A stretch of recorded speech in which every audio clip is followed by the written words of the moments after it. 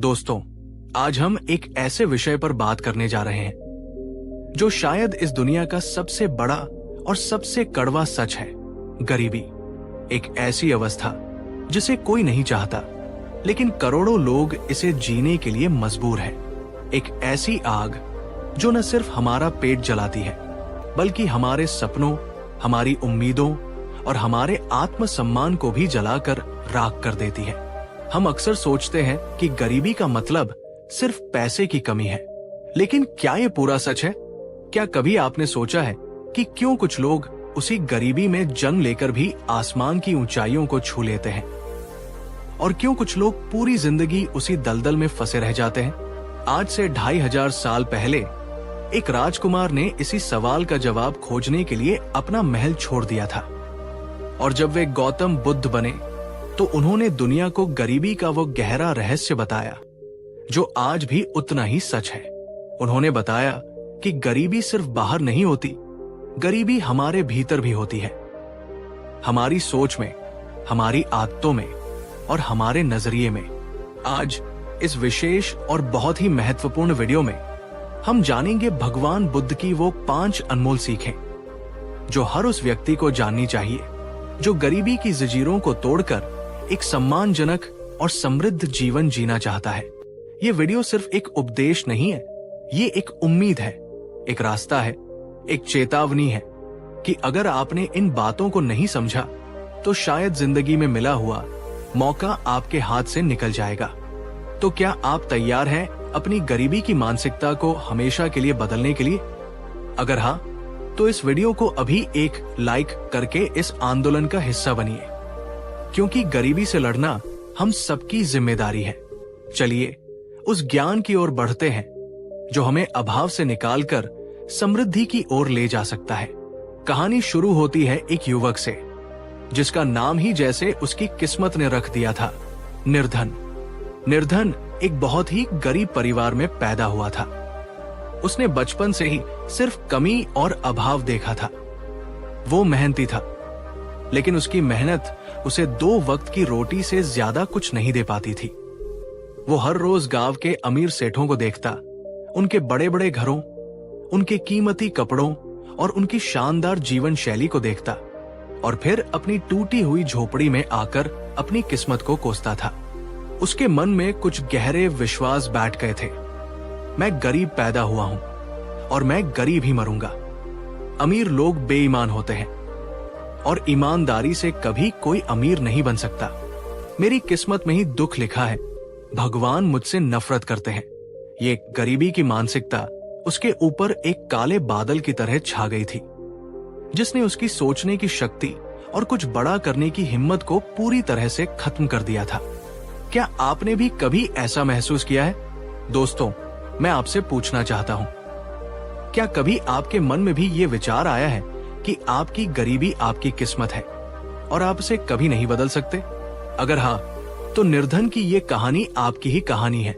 नीचे कमेंट में यस लिखकर बताएं, ताकि हम जान सके कि हम इस लड़ाई में अकेले नहीं हैं। एक दिन जब निर्धन अपनी गरीबी और लाचारी से पूरी तरह से टूट चुका था, उसने गांव में एक घोषणा सुनी। उसे पता चला कि तथागत बुद्ध अपने संघ के साथ उनके गांव के पास ही एक उपवन में ठहरे हुए हैं, और वे सभी को बिना किसी भेदभाव के उपदेश दे रहे हैं। निर्धन के मन में एक हल्की सी उम्मीद जागी। उसने सुना था कि बुद्ध किसी राजा या अमीर में भेद नहीं करते, उनकी दृष्टि में सब समान है। वो डरते डरते अपने फटे हुए कपड़ों में ही उस उपवन की ओर चल पड़ा।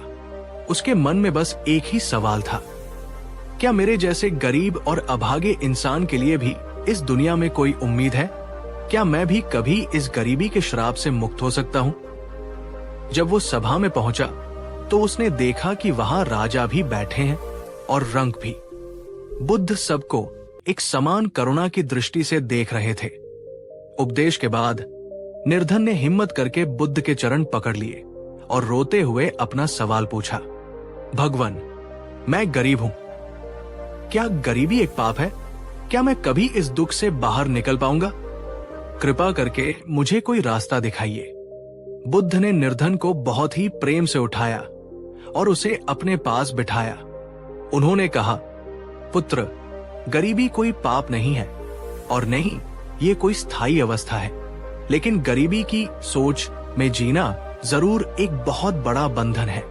आज मैं तुम्हें वो 5 सूत्र दूंगा जिन्हें अगर तुमने अपने जीवन में उतार लिया तो तुम न सिर्फ अपनी बाहरी गरीबी बल्कि अपनी भीतरी गरीबी को भी हमेशा के लिए मिटा सकते हो।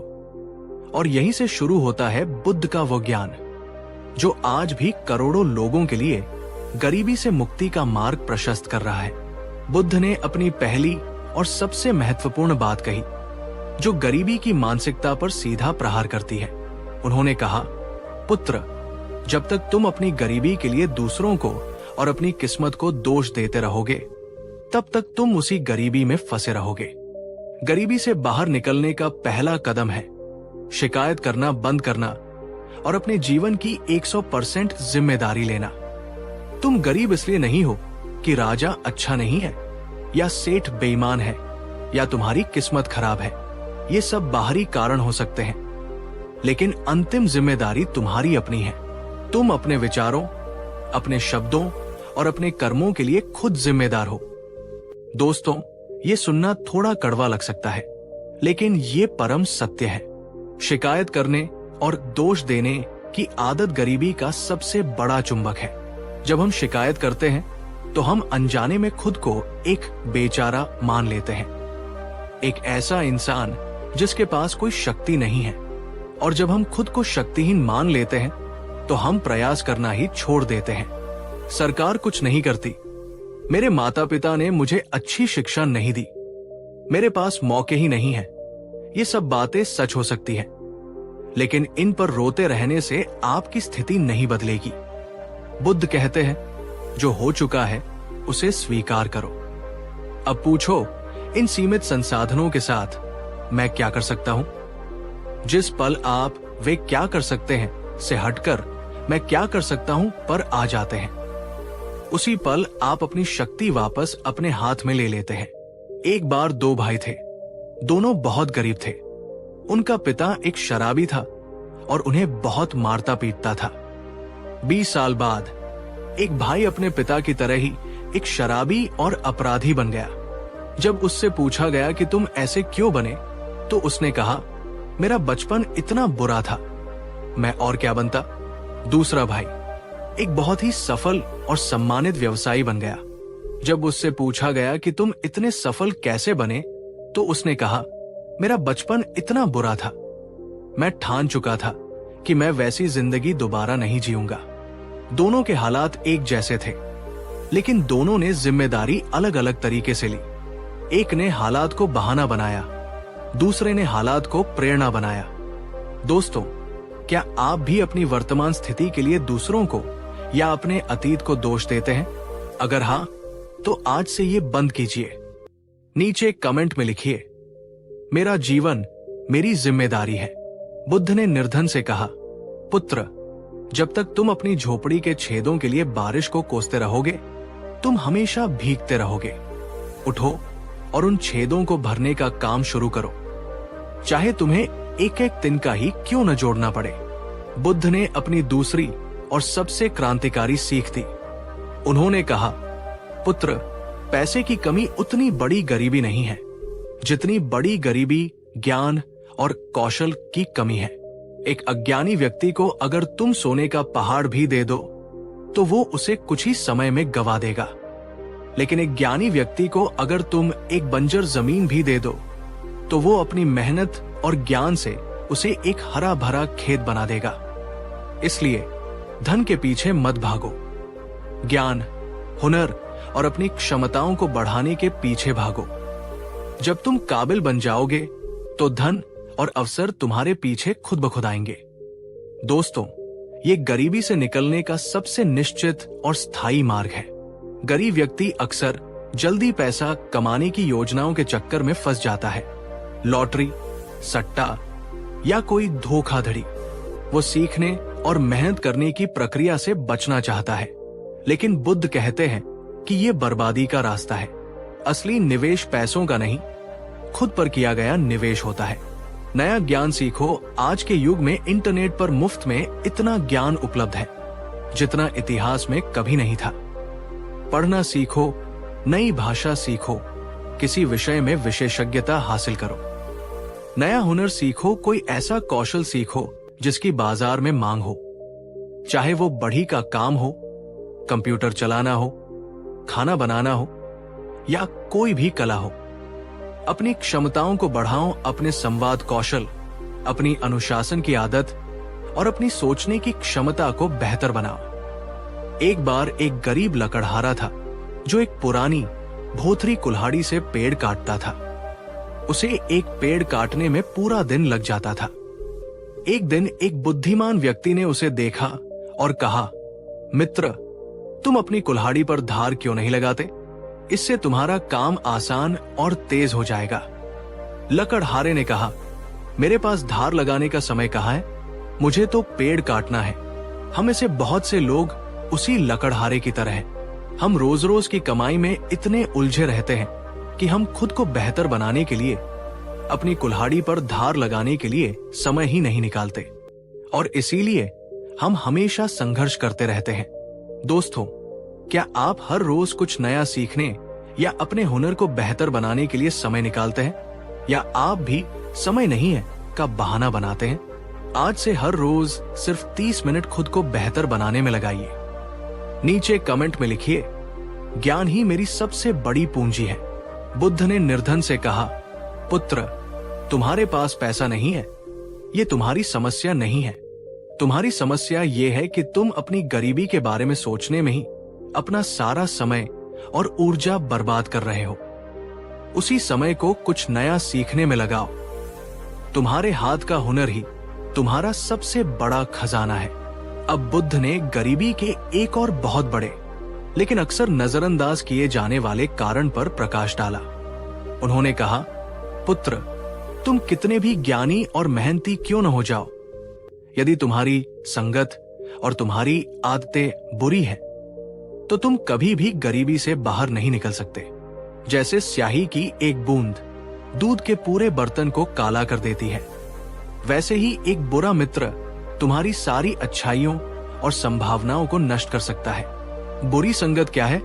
बुद्ध के अनुसार उन लोगों की संगत बुरी है जो आलसी है और तुम्हें भी काम करने से रोकते हैं, निराशावादी है और हमेशा शिकायत करते रहते हैं, तुम्हारी हिम्मत तोड़ते हैं, नशा करते हैं और तुम्हें भी गलत आदतों में धकेलते हैं, तुम्हारी सफलता से जलते हैं और तुम्हें आगे बढ़ता हुआ नहीं देख सकते।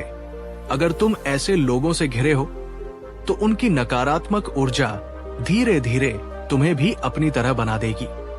तुम कभी भी बड़ा सोचने और बड़ा करने की हिम्मत नहीं जुटा पाओगे। बुरी आदतें क्या है? आलस्य और टालमटोल, आज नहीं कल करूंगा, ये गरीबी का मूल मंत्र है। व्यर्थ का खर्च, अपनी कमाई से ज्यादा खर्च करना, दिखावे के लिए उधार लेना, नशा, शराब, तंबाकू या किसी भी तरह का नशा जो तुम्हारे पैसे और स्वास्थ्य दोनों को बर्बाद करता है। समय की बर्बादी, घंटों तक गपशप करना या बिना किसी उद्देश्य के समय बर्बाद करना। बुद्ध ने कहा, समृद्धि हमेशा वही आती है जहां अनुशासन, अच्छी आदतें और सकारात्मक ऊर्जा होती है। दोस्तों, एक पल रुककर अपनी संगत और अपनी आदतों का विश्लेषण कीजिए। क्या आपके दोस्त आपको बेहतर बनने के लिए प्रेरित करते हैं? क्या आपकी आदतें आपको आपके लक्ष्यों की ओर ले जा रही हैं? अगर नहीं, तो आज ही बदलाव लाने का समय है। ये मुश्किल हो सकता है, लेकिन ये जरूरी है। नीचे कमेंट में लिखिए, मैं अच्छी संगत और अच्छी आदतें चुनूंगी। बुद्ध ने निर्धन से कहा, पुत्र, यदि तुम कमल के फूल की तरह खिलना चाहते हो तो तुम्हें कीचड़ से ऊपर उठना ही होगा। उन लोगों और उन आदतों को छोड़ दो जो तुम्हें नीचे खींच रही है। ये तुम्हारे भविष्य के लिए एक आवश्यक बलिदान है। अब बुद्ध ने निर्धन को वो सबसे गहरी बात बताई जो गरीबी के पूरे मनोविज्ञान को बदल देती है। उन्होंने कहा, पुत्र, दुनिया में दो तरह के गरीब हैं। एक वो जिसके पास धन की कमी है और दूसरा वह जिसके पास कितना भी धन क्यों ना आ जाए वो हमेशा खुद को गरीब ही महसूस करता है। पैसे की गरीबी एक दिन मेहनत से दूर हो सकती है, लेकिन मन की गरीबी का दूर होना बहुत मुश्किल है, और यही असली गरीबी है। मन की गरीबी क्या है? ये एक ऐसी गहरी मानसिक अवस्था है जहां व्यक्ति हमेशा कमी और अभाव में ही जीता है। उसे हमेशा लगता है कि दुनिया में अवसर और संसाधन बहुत कम है। वो हमेशा दूसरों की सफलता से जलता है। उसे लगता है कि अगर दूसरे को कुछ मिल गया तो उसके लिए कम पड़ जाएगा। वो देने से डरता है। उसे लगता है कि देने से उसका घट जाएगा। वो हमेशा शिकायत करता है कि मेरे पास ये नहीं है, वो नहीं है, और जो उसके पास है उसके लिए वो कभी आभारी नहीं होता। बुद्ध कहते हैं कि जब तक तुम्हारा मन इस अभाव की मानसिकता से भरा है, तब तक ब्रह्मांड भी तुम्हें और ज्यादा अभाव ही देगा। समृद्धि की मानसिकता क्या है? इसके विपरीत समृद्धि की मानसिकता वाला व्यक्ति, चाहे उसके पास कितना भी कम क्यों न हो, वो मानता है कि दुनिया अवसरों से भरी है। वो दूसरों की सफलता पर खुश होता है और उनसे प्रेरणा लेता है। वह देने में विश्वास रखता है क्योंकि वह जानता है कि देने से बढ़ता है, और वह जो कुछ भी उसके पास है, चाहे वो अच्छा स्वास्थ्य हो, एक छोटा सा घर हो या प्यार करने वाला परिवार हो, उसके लिए वो सच्चे दिल से आभारी होता है। बुद्ध ने कहा, समृद्धि एक बाहरी अवस्था से ज्यादा एक भीतरी मानसिक अवस्था है। जब तुम भीतर से खुद को समृद्ध महसूस करना शुरू करते हो तो बाहरी दुनिया में भी समृद्धि आकर्षित होने लगती है। दोस्तों, आप कौन सी मानसिकता के साथ जीते हैं? अभाव की या समृद्धि की? क्या आप जो आपके पास है उसके लिए आभारी हैं? आज से कृतज्ञता का अभ्यास शुरू कीजिए। नीचे कमेंट में ऐसी एक चीज लिखिए जिसके लिए आप आज सच्चे दिल से आभारी हैं। बुद्ध ने निर्धन से कहा, पुत्र, तुम्हारे पास भले ही धन न हो, लेकिन तुम्हारे पास 2 हाथ, 2 पैर, एक स्वस्थ शरीर और सोचने के लिए एक दिमाग है। ये अपने आप में बहुत बड़ा खजाना है।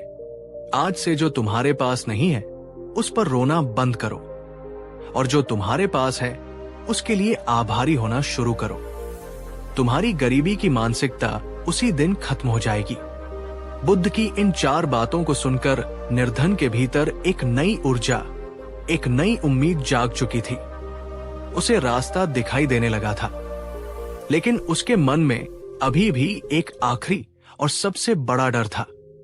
उसने पूछा, भगवान, मैं आपकी हर बात मानूंगा, मैं जिम्मेदारी लूंगा, ज्ञान प्राप्त करूंगा, अच्छी संगत में रहूंगा और अपने मन को समृद्ध बनाऊंगा, लेकिन अगर इतनी मेहनत करने के बाद भी मैं फिर से असफल हो गया तो क्या होगा? मैं उस निराशा को कैसे सहूंगा? तब बुद्ध ने उसे अंतिम और सबसे गहरी सीख दी, जो सफलता और असफलता दोनों से परे है। उन्होंने कहा, पुत्र, यही तुम्हारी अंतिम परीक्षा होगी। कर्म करने का अधिकार तुम्हारा है, लेकिन कर्म के फल पर तुम्हारा कोई नियंत्रण नहीं है। सफलता की राह में सबसे बड़ी बर्बादी तब होती है जब इंसान अपने कर्म के फल से बहुत ज्यादा चिपक जाता है। वो सफलता को ही अपनी पहचान बना लेता है। जब सफलता मिलती है तो वो अहंकार में डूब जाता है, और जब असफलता मिलती है तो वो पूरी तरह से टूट जाता है। बुद्ध ने कहा, सच्चा और बुद्धिमान कर्मयोगी वह है जो अपना कर्म अपनी पूरी क्षमता, अपनी पूरी ईमानदारी और अपनी पूरी लगन से करता है, लेकिन परिणाम को, फल को वो प्रकृति पर, ब्रह्मांड पर, या जिसे तुम ईश्वर कहते हो उस पर छोड़ देता है। सफलता मिले तो उसे विनम्रता से स्वीकार करो, असफलता मिले तो उससे सीखकर बिना दुखी हुए फिर से प्रयास करो।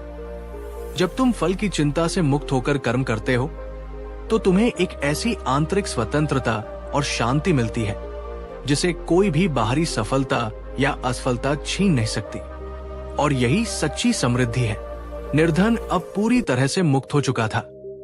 उसे न सिर्फ गरीबी से बल्कि सफलता और असफलता के डर से भी मुक्ति का मार्ग मिल गया था। दोस्तों, निर्धन की कहानी हम सब की कहानी है जो जीवन में अभाव और संघर्ष का सामना कर रहे हैं। बुद्ध की ये 5 सीखें सिर्फ उपदेश नहीं है, ये गरीबी की जंजीरों को तोड़ने की 5 चाबियां हैं। 1. जिम्मेदारी लो, शिकायत मत करो। 2. ज्ञान और हुनर में निवेश करो। 3. बुरी संगत और बुरी आदतें छोड़ो। 4. मन की गरीबी को खत्म करो, आभारी बनो। 5. कर्म करो, फल की चिंता मत करो। अगर इन 5 बातों को कोई भी व्यक्ति अपने जीवन में उतार ले तो दुनिया की कोई भी ताकत उसे एक सम्मानित और समृद्ध जीवन जीने से नहीं रोक सकती। तो आज आप क्या चुनने वाले हैं? वही पुरानी शिकायतों और बहानों की जिंदगी, या बुद्ध का बताया हुआ ये कर्म, ज्ञान और आत्मनिर्भरता का रास्ता? फैसला आपका है। अगर आज की इस कहानी ने, बुद्ध की इस कालजयी शिक्षा ने आपके दिल के किसी कोने को छुआ है, अगर आपको लगा है कि आपको अपनी गरीबी से लड़ने का रास्ता मिल गया है, तो इस वीडियो को अभी लाइक करें। यह हमारे लिए बहुत मायने रखता है। इस वीडियो को अपने हर उस दोस्त, भाई, बहन या सहकर्मी के साथ शेयर करें जो संघर्ष कर रहा है। हो सकता है ये वीडियो उनकी जिंदगी बदल दे। और अगर आप ऐसी ही गहरी, प्रेरणादायक और जीवन बदलने वाली कहानियों का हिस्सा बने रहना चाहते हैं, तो हमारे चैनल को अभी सब्सक्राइब करें और बेल आइकन दबाएं। अंत में नीचे कमेंट बॉक्स में अपना एक वादा लिखकर जाएं। मैं अपनी गरीबी की मानसिकता को आज ही छोड़ रही हूं। हम आपके कमेंट्स पढ़ेंगे और आपकी इस नई यात्रा में आपके साथ रहेंगे। अपना ध्यान रखें, सही रास्ते पर चलें और हमेशा याद रखें, आपकी सबसे बड़ी दौलत आपके भीतर है। नमो बुद्धाय। कहानी 2। दोस्तों, जरा एक पल के लिए रुकिए और अपने दिल पर हाथ रखकर पूछिए, क्या आपके जीवन में भी कोई ऐसा पल आया है जब आप कुछ कहना चाहते थे लेकिन एक अनजाने डर ने आपका गला घोंट दिया? क्या कभी ऐसा हुआ है कि आप दुनिया के सामने अपनी असली पहचान, अपना असली हुनर रखना चाहते थे, लेकिन एक अजीब सी शर्म ने आपको पीछे खींच लिया? लोग क्या कहेंगे? अगर मैं गलत साबित हो गया तो? अगर सबने मेरा मजाक उड़ाया तो? ये डर, ये शर्म, ये वो अदृश्य जीरे हैं जिन्होंने न जाने कितने ही सपनों को उड़ान भरने से पहले ही कुचल दिया है, न जाने कितनी ही प्रतिभाओं को दुनिया के सामने आने से पहले ही दफन कर दिया है। हम आजाद तो हैं, लेकिन हम अपने ही मन के बनाए हुए इस पिंजरे में कैद हैं। लेकिन क्या हो अगर मैं आपसे कहूं कि इस पिंजरे की चाबी आपके ही पास है? क्या हो अगर मैं आपसे कहूं कि आज से 2500 साल पहले एक महापुरुष ने एक ऐसा राज खोल दिया था, एक ऐसी सीख दी थी जिसने एक डरपोक और शर्मिंदा इंसान को दुनिया का सबसे निडर और तेजस्वी वक्ता बना दिया था? हाँ दोस्तों, आज की ये कहानी कोई साधारण कहानी नहीं है। ये गौतम बुद्ध के जीवन की एक ऐसी अनसुनी और क्रांतिकारी घटना है जो आपके भीतर छिपे उस डर और उस शर्म को हमेशा के लिए जड़ से उखाड़ फेंकने की ताकत रखती है। आज हम जानेंगे बुद्ध का वो अभय सूत्र जिसने हजारों की जिंदगी बदल दी। और मेरा वादा है, इस वीडियो के अंत तक आप भी उस बदलाव को अपने भीतर महसूस करेंगे। तो चलिए उस प्रकाश की ओर बढ़ते हैं जो सारे अंधेरों को मिटा देता है। कहानी शुरू होती है श्रावस्ती नगर के एक युवक से जिसका नाम हम सुनील मान लेते हैं। सुनील बहुत ही होनहार था। उसके पास ज्ञान था, विचार थे और कला भी थी।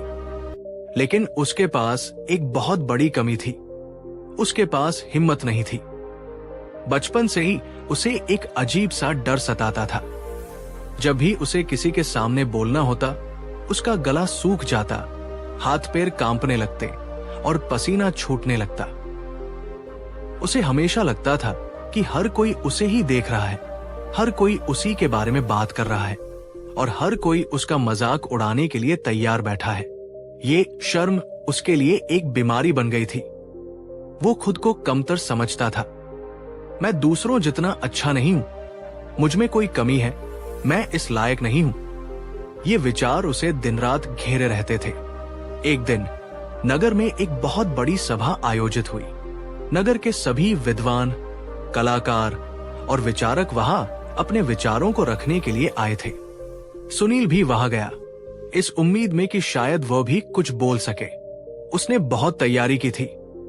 उसके पास एक बहुत ही सुंदर कविता थी जो उसने खुद लिखी थी। लेकिन जब उसका नाम पुकारा गया, जब हजारों आंखें उस पर टिक गई, तो उसका पुराना डर, उसकी पुरानी शर्म एक सुनामी की तरह लौट आई। वो मंच पर खड़ा तो हुआ, लेकिन उसके मुंह से एक शब्द नहीं निकला। उसके पैर कांप रहे थे। उसे लगा जैसे पूरी दुनिया उस पर हंस रही है। वो बिना कुछ बोले सिर झुकाकर मंच से नीचे उतर आया और भीड़ में कहीं गायब हो गया।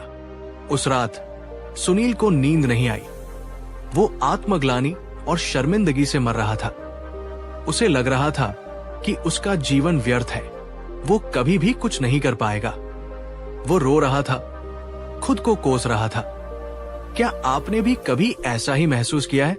दोस्तों, मैं आपसे पूछना चाहता हूं, क्या कभी आपके साथ भी ऐसा हुआ है कि डर और शर्म की वजह से आपने कोई बहुत बड़ा मौका अपने हाथ से जाने दिया हो? अपनी कहानी नीचे कमेंट में शेयर करें। याद रखिए, अपनी कमजोरी को स्वीकार करना ही ताकत की पहली निशानी है। अगली सुबह जब सुनील की उम्मीदें लगभग खत्म हो चुकी थी, उसने नगर में एक चर्चा सुनी। लोग कह रहे थे कि शाक्यमुनि गौतम बुद्ध अपने संघ के साथ जेतवन विहार में पधारे हैं। सुनील ने बुद्ध के बारे में बहुत सुना था। उसने सुना था कि बुद्ध के पास हर दुख का निवारण है, हर डर का इलाज है। एक अदम्य आकर्षण उसे बुद्ध की ओर खींचने लगा। हालांकि उसके मन में अभी भी शर्म थी। मैं बुद्ध के सामने कैसे जाऊंगा? मैं तो एक हारा हुआ इंसान हूं। लेकिन उसकी पीड़ा इतनी गहरी थी कि उसने हिम्मत जुटाई और जेतवन की ओर चल पड़ा। जब वो विहार पहुंचा तो उसने देखा कि बुद्ध एक विशाल वृक्ष के नीचे बैठे हैं। उनके चारों ओर हजारों लोग शांति से बैठे उन्हें सुन रहे हैं। बुद्ध के चेहरे पर एक ऐसा तेज, एक ऐसी निर्भयता थी जिसे देखकर ही सुनील मंत्रमुग्ध रह गया। उसने आज तक किसी इंसान के चेहरे पर इतना आत्मविश्वास और इतनी शांति एक साथ नहीं देखी थी। वो भीड़ के सबसे पीछे एक कोने में जाकर बैठ गया ताकि कोई उसे देख न सके। वो छिपना चाहता था, लेकिन बुद्ध, जिनकी दृष्टि से कुछ भी नहीं छिपता, उन्होंने भीड़ के उस आखिरी कोने में बैठे डरे हुए और सहमे हुए सुनील को देख लिया। बुद्ध ने अपना उपदेश रोका और बहुत ही स्नेहपूर्ण आवाज में पुकारा, मित्र, तुम जो वहां पीछे अंधेरे में छिपे हो, आगे आओ। सुनील का दिल जोर जोर से धड़कने लगा। क्या बुद्ध मुझे बुला रहे हैं? उसने इधर उधर देखा, लेकिन बुद्ध की दृष्टि उसी पर टिकी थी। कांपते पैरों से हजारों लोगों की नजरों के बीच से गुजरता हुआ वो बुद्ध के चरणों तक पहुंचा और वहीं गिर पड़ा। उसने रोते हुए कहा, भगवान, मैं एक कायर हूं। मैं दुनिया का सामना नहीं कर सकता। मुझे डर लगता है, मुझे शर्म आती है। मैं अपनी ही नजरों में गिर चुका हूं। कृपया मुझे बताइए, मैं इस नरक से बाहर कैसे निकलूं? मैं निडर कैसे बनूं? सुनील की पीड़ा देखकर बुद्ध ने उसे सांत्वना दी। उन्होंने कहा, शांत हो जाओ पुत्र, तुम काय नहीं हो, तुम बस एक भ्रम में जी रहे हो और आज हम उस भ्रम को तोड़ेंगे। बुद्ध ने सभा को संबोधित करते हुए कहा, इस युवक की समस्या केवल इसकी नहीं है, ये तुम में से हजारों लोगों की समस्या है। तुम सब किसी न किसी डर, किसी न किसी शर्म के बोझ तले दबे हुए हो। कोई अपने अतीत से डरता है, कोई भविष्य से, कोई गरीबी से डरता है, कोई बदनामी से, कोई मृत्यु से डरता है, कोई जीवन से। फिर बुद्ध ने डर और शर्म की 3 गहरी जड़ों का खुलासा किया जो आज के आधुनिक मनोविज्ञान से भी मेल खाती है। 1, पहली जड़, मैं और मेरा का अहंकार। बुद्ध ने सुनील से पूछा, पुत्र, तुम्हें किस बात का डर है? तुम्हें इस बात का डर है कि लोग क्या कहेंगे? तुम्हें इस बात की शर्म है कि मेरा अपमान हो जाएगा? जरा ध्यान से देखो, इस डर के केंद्र में कौन है? मैं, मेरा। डर और शर्म केवल तभी पैदा होते हैं जब हम अपनी एक छवि बना लेते हैं और उस छवि को बचाने की कोशिश करते हैं। हम सोचते हैं, मैं एक बुद्धिमान व्यक्ति हूं, मैं एक सम्मानित व्यक्ति हूं, और हमें डर लगता है कि कहीं ये छवि टूट न जाए।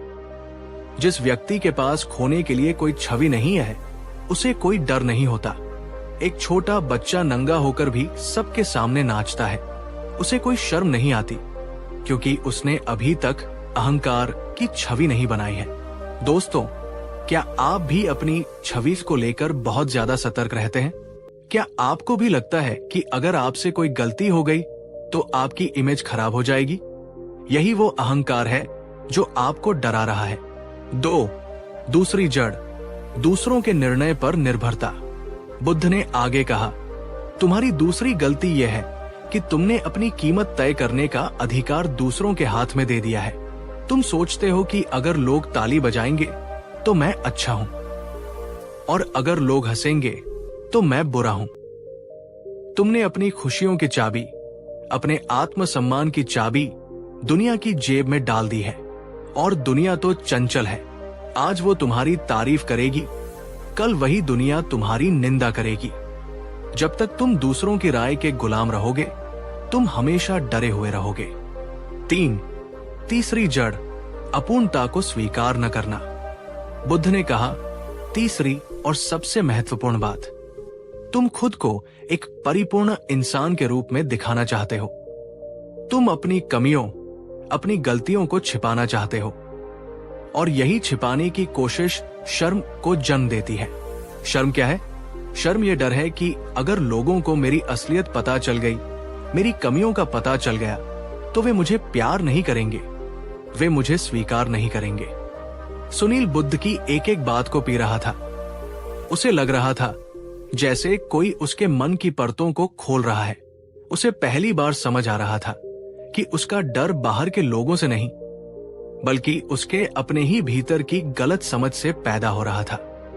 बुद्ध ने कहा, पुत्र, जब तक तुम अपनी छवि को बचाने में, दूसरों को खुश करने में और खुद को परफेक्ट साबित करने में लगे रहोगे, तब तक तुम डर और शर्म के गुलाम बने रहोगे। मुक्ति का मार्ग इन तीनों को छोड़ देने में है। अब आता है इस कहानी का सबसे महत्वपूर्ण हिस्सा। बुद्ध ने सुनील को सिर्फ समस्या नहीं बताई, बल्कि उसका समाधान भी दिया। उन्होंने उसे अभय सूत्र के 5 कदम बताए, जिन्हें अपनाकर कोई भी व्यक्ति, चाहे वो कितना भी डरा हुआ क्यों न हो, निडर बन सकता है। कदम 1, अपनी कमियों को स्वीकार करो और उन्हें गले लगाओ। बुद्ध ने सुनील से कहा, पुत्र, सबसे पहले अपनी इस इच्छा को छोड़ दो कि तुम्हें परफेक्ट होना है। स्वीकार करो कि तुम एक इंसान हो, और इंसान गलतियां करते हैं। अपनी कमियों को छिपाओ मत, उन्हें स्वीकार करो। अगली बार जब तुम मंच पर जाओ और तुम्हें डर लगे, तो उसे छिपाओ मत। सबके सामने कह दो, मित्रों, सच कहूं तो मैं थोड़ा घबराया हुआ हूं, क्योंकि मैं आप सबका बहुत सम्मान करता हूं। जिस पल तुम अपनी कमजोरी को स्वीकार कर लेते हो और उसे व्यक्त कर देते हो, उसी पल वो कमजोरी अपनी ताकत खो देती है। लोग तुम्हारी ईमानदारी से जुड़ जाते हैं। शर्म अंधेरे में पलती है, जैसे ही तुम उसे स्वीकृति की रोशनी में लाते हो, वो गायब हो जाती है। दोस्तों, क्या आप में इतनी हिम्मत है कि आप अपनी किसी एक कमजोरी को स्वीकार कर सकें? आज नीचे कमेंट में लिखिए, मैं अपनी कमियों के साथ खुद को स्वीकार करती हूं। ये एक बहुत बड़ा कदम है। कदम 2, परिणाम की चिंता छोड़ो, कर्म पर ध्यान दो। बुद्ध ने कहा, तुम्हें बोलने से डर इसलिए लगता है क्योंकि तुम बोलने पर नहीं, बल्कि उसके परिणाम, लोग क्या कहेंगे, पर ध्यान दे रहे हो। तुम भविष्य में जी रहे हो। जब तुम कोई काम करो तो अपना पूरा ध्यान, अपनी पूरी ऊर्जा सिर्फ उस काम को बेहतरीन तरीके से करने में लगा दो। भूल जाओ कि कोई देख रहा है, भूल जाओ कि इसका नतीजा क्या होगा। बस उस पल में, उस काम में खो जाओ। जब कर्ता कर्म में लीन हो जाता है, तो डरने के लिए कोई बचता ही नहीं है। कदम 3, मैत्री का अभ्यास करो। ये एक बहुत ही अनूठा उपाय था। बुद्ध ने कहा, तुम्हें लोगों से डर इसलिए लगता है क्योंकि तुम उन्हें अपना जज या दुश्मन समझते हो। तुम सोचते हो कि वे तुम्हें परखने आए हैं। इस नजरिए को बदलो। जब भी किसी के सामने जाओ तो अपने मन में उनके लिए मैत्री का भाव रखो। सोचो, ये भी मेरी तरह इंसान है, इनके भी अपने सुख दुख है। मैं यहां इन्हें कुछ देने आया हूं, इनसे कुछ लेने या छीनने नहीं। जब तुम प्रेम और देने के भाव से भर जाते हो तो डर की जगह नहीं बचती। प्रेम और डर एक साथ नहीं रह सकते। कदम 4, अपने सबसे बड़े डर का सामना करो। बुद्ध ने पूछा, सुनील, तुम्हें सबसे बुरा क्या हो जाने का डर है? सोचो, अगर तुम मंच पर फिर से भूल गए, लोग हंसने लगे, तो क्या हो जाएगा? क्या तुम मर जाओगे? क्या सूरज उगना बंद कर देगा?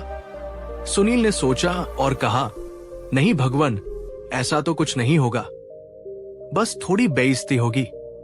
बुद्ध ने मुस्कुराकर कहा, बस इतनी सी बात के लिए तुम अपना जीवन नरक बना रहे हो? जब तुम अपने सबसे बुरे डर की आंखों में आंखें डालकर देखते हो और उसे स्वीकार कर लेते हो, ठीक है, अगर ऐसा हुआ तो भी मैं संभालूंगा, तो वो डर एक धुएं की तरह उड़ जाता है। कदम 5, ध्यान और जागरूकता। और अंतिम कदम, बुद्ध ने कहा, रोज ध्यान करो। अपने मन को देखो कि कैसे डर का विचार आता है और चला जाता है। तुम वो विचार नहीं हो, तुम उसे देखने वाले साक्षी हो। ध्यान तुम्हें तुम्हारे मन और तुम्हारे विचारों से एक दूरी देता है, और यही दूरी तुम्हारी आजादी है।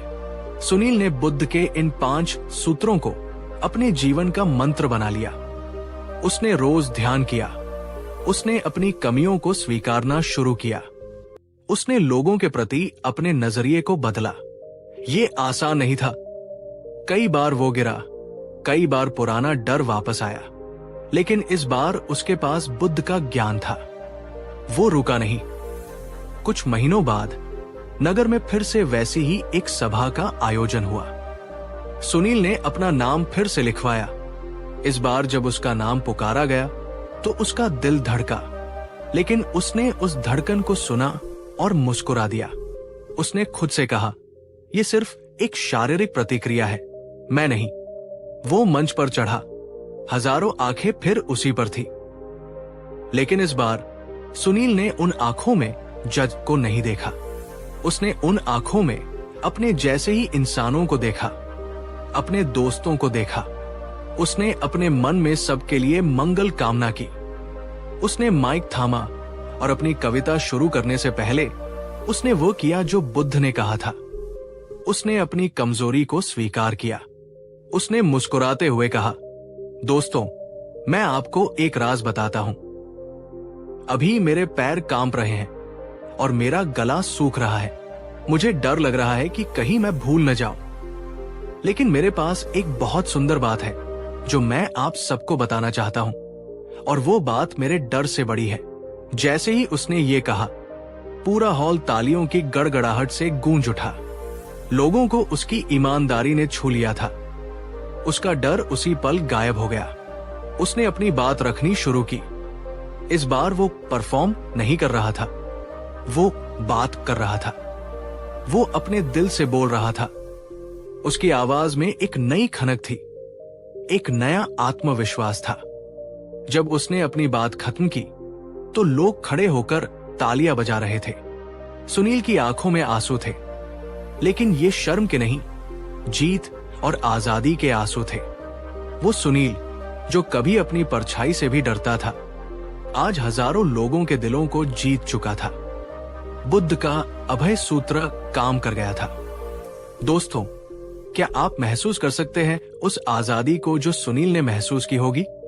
अगर आप भी इस वीडियो को यहां तक देख रहे हैं तो इसका मतलब है कि आप भी उस बदलाव के लिए तैयार हैं। इस वीडियो को शेयर जरूर करें ताकि किसी और सुनील को भी अपनी आवाज मिल सके। सुनील का यह रूपांतरण सिर्फ उसी तक सीमित नहीं रहा। उसकी कहानी और बुद्ध की ये शिक्षा जंगल की आग की तरह पूरे राज्य में फैल गई। हजारों लोग जो अलग अलग तरह के डर और शर्म में जी रहे थे, उन्होंने इस सूत्र को अपनाया। एक गृहिणी जो सालों से अपने परिवार में दबी कुचली रहती थी, उसने अपनी आवाज उठाई और अपना सम्मान वापस पाया। उसने अपनी कमी स्वीकार की कि मैं सब कुछ नहीं जानती, लेकिन मैं सीखना चाहती हूं। एक व्यापारी जो असफलता के डर से कभी कोई नया काम शुरू नहीं करता था, उसने परिणाम की चिंता छोड़ दी और कर्म पर ध्यान दिया। आज वो नगर का सबसे सफल व्यापारी है। एक छात्र जो कक्षा में प्रश्न पूछने से डरता था कि लोग हंसेंगे, उसने अपनी जिज्ञासा को शर्म से ऊपर रखा। आज वो एक महान विद्वान है। बुद्ध की इस एक सीख ने पूरे समाज की मानसिकता को बदल दिया। लोग अब एक दूसरे को जज करने की बजाय एक दूसरे को समझने और समर्थन देने लगे। समाज में एक खुलापन आ गया। लोग अपनी असलियत के साथ जीने लगे। मुखौटे उतरने लगे और असली चेहरे सामने आने लगे, जो कहीं ज्यादा सुंदर थे। बुद्ध ने साबित कर दिया कि डर का अंधेरा चाहे कितना भी घना और पुराना क्यों न हो, जागरूकता और साहस की एक छोटी सी लौ उसे पल भर में मिटा सकती है।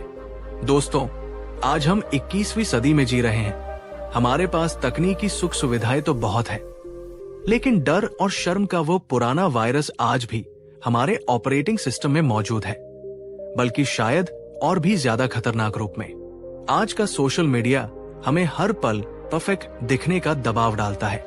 हम हर समय दूसरों के लाइक्स और कमेंट्स के मोहताज बने रहते हैं। हम अपनी कमियों को फिल्टर के पीछे छिपाते हैं। हम सच बोलने से डरते हैं क्योंकि ट्रोलिंग का डर है। आज बुद्ध की ये शिक्षा हमारे लिए संजीवनी बूटी की तरह है। तो आज आपको क्या करना है? इस वीडियो के खत्म होने के बाद आपको 3 छोटे काम करने हैं। 1, पहचाने एक डायरी ले और लिखें कि वो कौन सा एक डर या शर्म है जो आपको सबसे ज्यादा रोकता है। क्या वो पब्लिक स्पीकिंग है?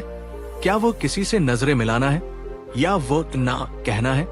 2, स्वीकार्य शीशे के सामने खड़े हो और खुद से कहें, हाँ, मुझे डर लगता है और ये ठीक है, मैं इंसान हूं, मैं अपनी इस भावना को स्वीकार करता हूं। 3, छोटा कदम कल एक छोटा सा ऐसा काम करें जिससे आपको डर लगता है।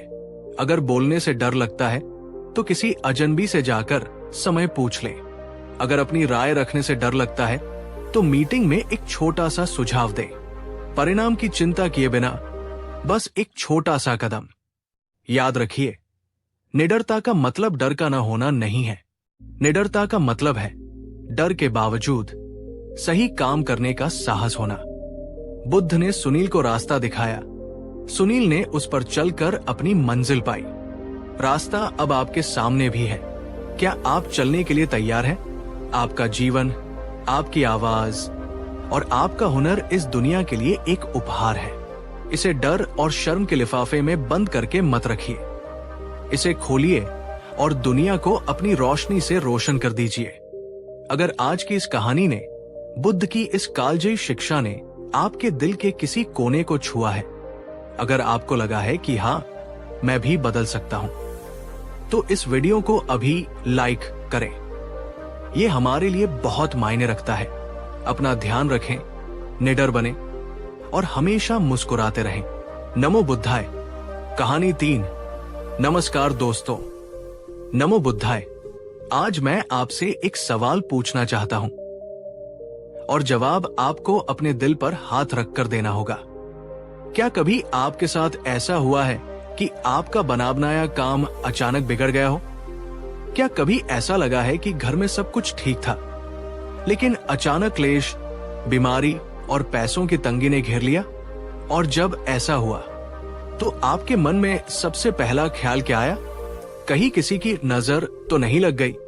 कहीं किसी ने कुछ करा धरा तो नहीं दिया? दोस्तों, ये डर, ये खौफ आज का नहीं है। सदियों से इंसान जब भी मुसीबत में पड़ता है, जब भी उसे तर्क का सहारा नहीं मिलता, वो अदृश्य शक्तियों, ताबीजों, धागों और टोटकों की शरण में भागता है। हम अपनी गाड़ियों पर नींबू मिर्ची लटकाते हैं। हम अपने बच्चों के माथे पर काला टीका लगाते हैं। हम अपनी कलाई पर रंग बिरंगे धागे बांधते हैं, सिर्फ एक उम्मीद में कि शायद ये धागा, ये पत्थर, ये ताबीज हमें उस मुसीबत से बचा लेगा जो आने वाली है। लेकिन दोस्तों, रुकिए। आज हम उस महामानव के विचारों को जानेंगे जिसने आज से 2500 साल पहले, जब दुनिया अंधविश्वास के चरम पर थी, तब अपनी ज्ञान की मशाल जलाई थी। गौतम बुद्ध ने नजर लगने, जादू टोना, ताबीज और ग्रहांक के बारे में अपने भिक्षुओं को क्या सिखाया था? क्या बुद्ध इन शक्तियों को मानते थे या उन्होंने इसे मन का वहम बताया था? आज का ये वीडियो आपकी आंखों से वो पट्टी हटा देगा जो शायद बचपन से बंधी हुई है। ये वीडियो थोड़ा लंबा जरूर है, लेकिन मेरी गारंटी है कि अगर आप इसे अंत तक देख पाए तो आज आप अपने मन के सबसे बड़े डर से आजाद होकर जाएंगे। आइए इस बात को एक कहानी से समझते हैं। ये कहानी बुद्ध के समय की है, लेकिन ये आज आपकी और मेरी कहानी जैसी ही लगेगी। श्रावस्ती नगर में एक व्यापारी रहता था जिसका नाम था सुदत्त। सुदत्त बहुत मेहनती था। उसका व्यापार बहुत अच्छा चल रहा था। उसके पास धन था, एक सुंदर परिवार था और समाज में इज्जत थी। लेकिन कहते हैं ना, वक्त बदलते देर नहीं लगती। अचानक सुदत्त के जीवन में ग्रहण लग गया। पहले उसका एक बड़ा जहाज जो माल लेकर आ रहा था नदी में डूब गया। उसे भारी नुकसान हुआ। अभी वो इस सदमे से उभरा भी नहीं था कि उसकी पत्नी अचानक बीमार पड़ गई। वैद्यों की दवाइयां बेअसर हो रही थी। उसका छोटा बेटा जो हमेशा हंसता खेलता रहता था, अब रात को डरकर उठने लगा और रोने लगा। सुदत्त पूरी तरह टूट गया। उसका तर्क, उसकी बुद्धि काम करना बंद कर गई। तभी उसका एक पड़ोसी उसके पास आया और बोला, सुदत्त, ये सब सामान्य नहीं है। तुम्हारे घर पर किसी की भारी नजर लगी है, या हो सकता है तुम्हारे किसी दुश्मन ने शमशान में कुछ क्रिया करवा दी है। सुदत्त का डरा हुआ मन इस बात को मान गया। डर इंसान को सबसे ज्यादा कमजोर बना देता है। सुदत्त ने पूछा, तो मैं क्या करूं? पड़ोसी ने उसे एक तांत्रिक बाबा का पता दिया। सुदत्त वहां गया। बाबा ने उसे डराया, तुम्हारे ऊपर प्रेत बाधा है। तुम्हारे घर के चारों कोनों में हड्डियां दबी है। तुम्हें एक विशेष ताबीज पहनना होगा और एक बड़ा हवन करवाना होगा जिसमें जानवरों की बलि दी जाएगी। सुदत्त ने अपनी जमा पूंजी का एक बड़ा हिस्सा उस अनुष्ठान में लगा दिया। उसने गले में ताबीज पहना, हाथ में धागे बांधे, घर के बाहर टोटके लटकाए। दोस्तों, मैं यहां एक मिनट रुकना चाहूंगा। आपसे एक सवाल है, क्या आपने या आपके परिवार ने कभी मुसीबत के वक्त किसी बाबा, ताबीज या टोटके का सहारा लिया है? हाँ या ना में जवाब कमेंट में दीजिए।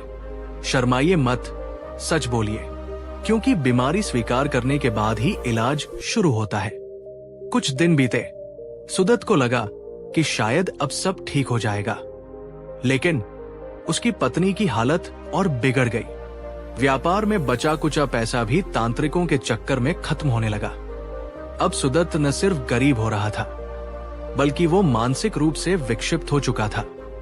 वो हर आने जाने वाले को शक की निगाह से देखता। कहीं यही तो वो नहीं जिसने मुझ पर जादू किया है? उसका जीवन नरक बन गया था। वो सुरक्षा ढूंढने गया था, लेकिन वो डर का गुलाम बन गया था। तभी उसे पता चला कि जेतवन विहार में तथागत बुद्ध पधारे हैं। सुदत्त ने बुद्ध के बारे में बहुत सुना था, लेकिन उसके मन में एक हिचकिचाहट थी। उसने सोचा, बुद्ध तो ज्ञानी है, वे मेरी इन मुसीबतों को क्या समझेंगे? वे तो आत्मा परमात्मा की बातें करते होंगे, उन्हें मेरी नजर दोष की समस्या से क्या मतलब? फिर भी मरता क्या न करता। सुदत्त अपने गले में लटके ताबीजों और हाथों में बंधे धागों के साथ बुद्ध के पास पहुंचा। बुद्ध शांत बैठे थे। उनके चेहरे पर एक ऐसी आभा थी जिसे देखकर ही सुदत्त का आधा डर कम हो गया। सुदत्त ने बुद्ध के चरणों में सिर रखा और रोने लगा। बुद्ध ने पूछा, क्या हुआ गृहस्थ, तुम इतने भयभीत क्यों हो? सुदत्त ने अपनी आप बीती सुनाई। उसने अपने गले का ताबीज दिखाया और बोला, भगवान, मेरे ऊपर किसी ने काला जादू किया है। मेरी किस्मत को किसी ने बांध दिया है। मैंने ये रक्षा कवच पहना है, फिर भी मेरा दुख कम नहीं हो रहा। क्या आप मुझे कोई इससे भी शक्तिशाली मंत्र या ताबीज दे सकते हैं? बुद्ध ने सुदत्त की ओर देखा, फिर उसके ताबीज की ओर देखा। बुद्ध ने मुस्कुराते हुए एक बहुत ही व्यावहारिक उदाहरण दिया। ये उदाहरण आज आपको भी बहुत ध्यान से सुनना चाहिए।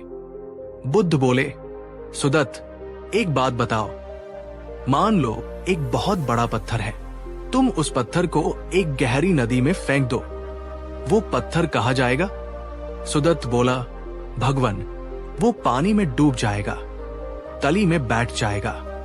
बुद्ध ने पूछा, अब अगर तुम नदी के किनारे खड़े होकर बहुत सारे पंडितों को बुलाओ, बहुत सारे तांत्रिकों को बुलाओ, और वे सब मिलकर प्रार्थना करें, मंत्र पढ़ें, ताबीज फेंके और कहें, हे पत्थर तैर जा, हे पत्थर ऊपर आ जा, तो क्या वो पत्थर ऊपर आ जाएगा? सुदत्त ने कहा, नहीं भगवन, ये कैसे संभव है?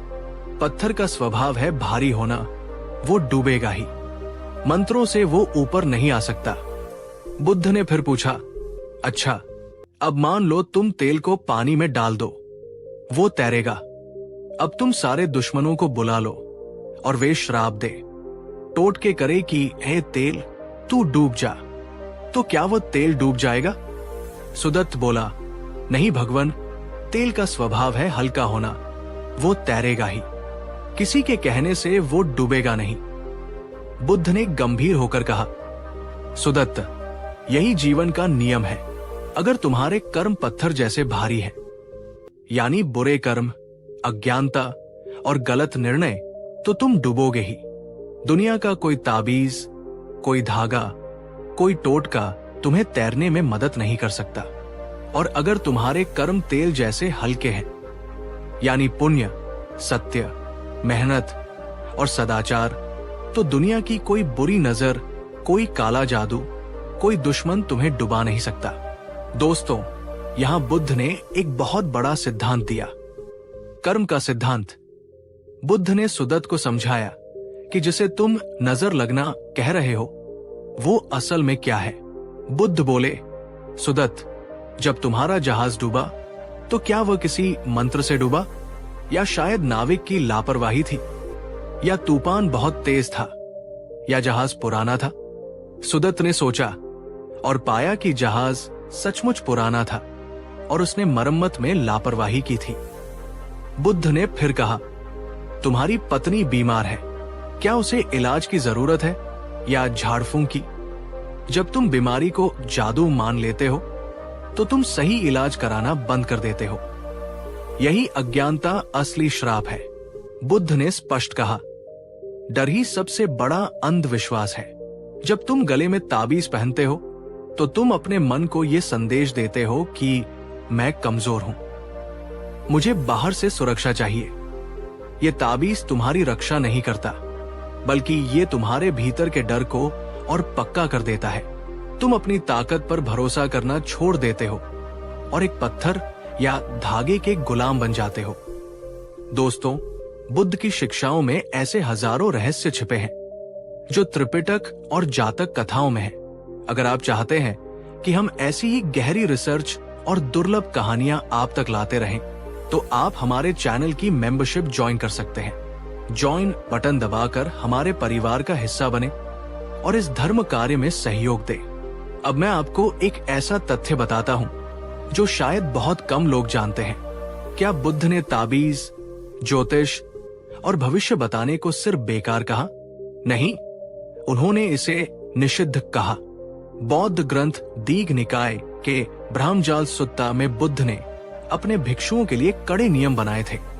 बुद्ध ने साफ कहा था, एक भिक्षु को तिरश्चीन विद्या से दूर रहना चाहिए।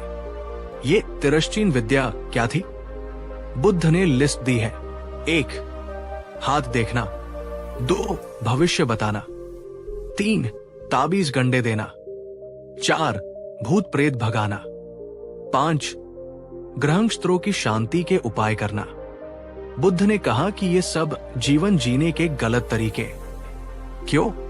क्योंकि ये लोगों के डर का फायदा उठाते हैं। ये लोगों को आत्मनिर्भर बनाने के बजाय उन्हें भाग्यवादी बनाते हैं। बुद्ध कहते थे, अपो दीपो भव, यानी अपना दीपक स्वयं बनो। जो इंसान ताबीज पर निर्भर है, वो अपना दीपक कैसे बनेगा? वो तो उधार की रोशनी पर जी रहा है। सुदत्त बुद्ध की बातें सुन रहा था। उसके हाथ से धागे ढीले पड़ रहे थे, लेकिन एक शंका अभी भी थी। उसने पूछा, भगवान, लेकिन मैंने सुना है कि कुछ लोगों की ईर्ष्या बहुत बुरी होती है।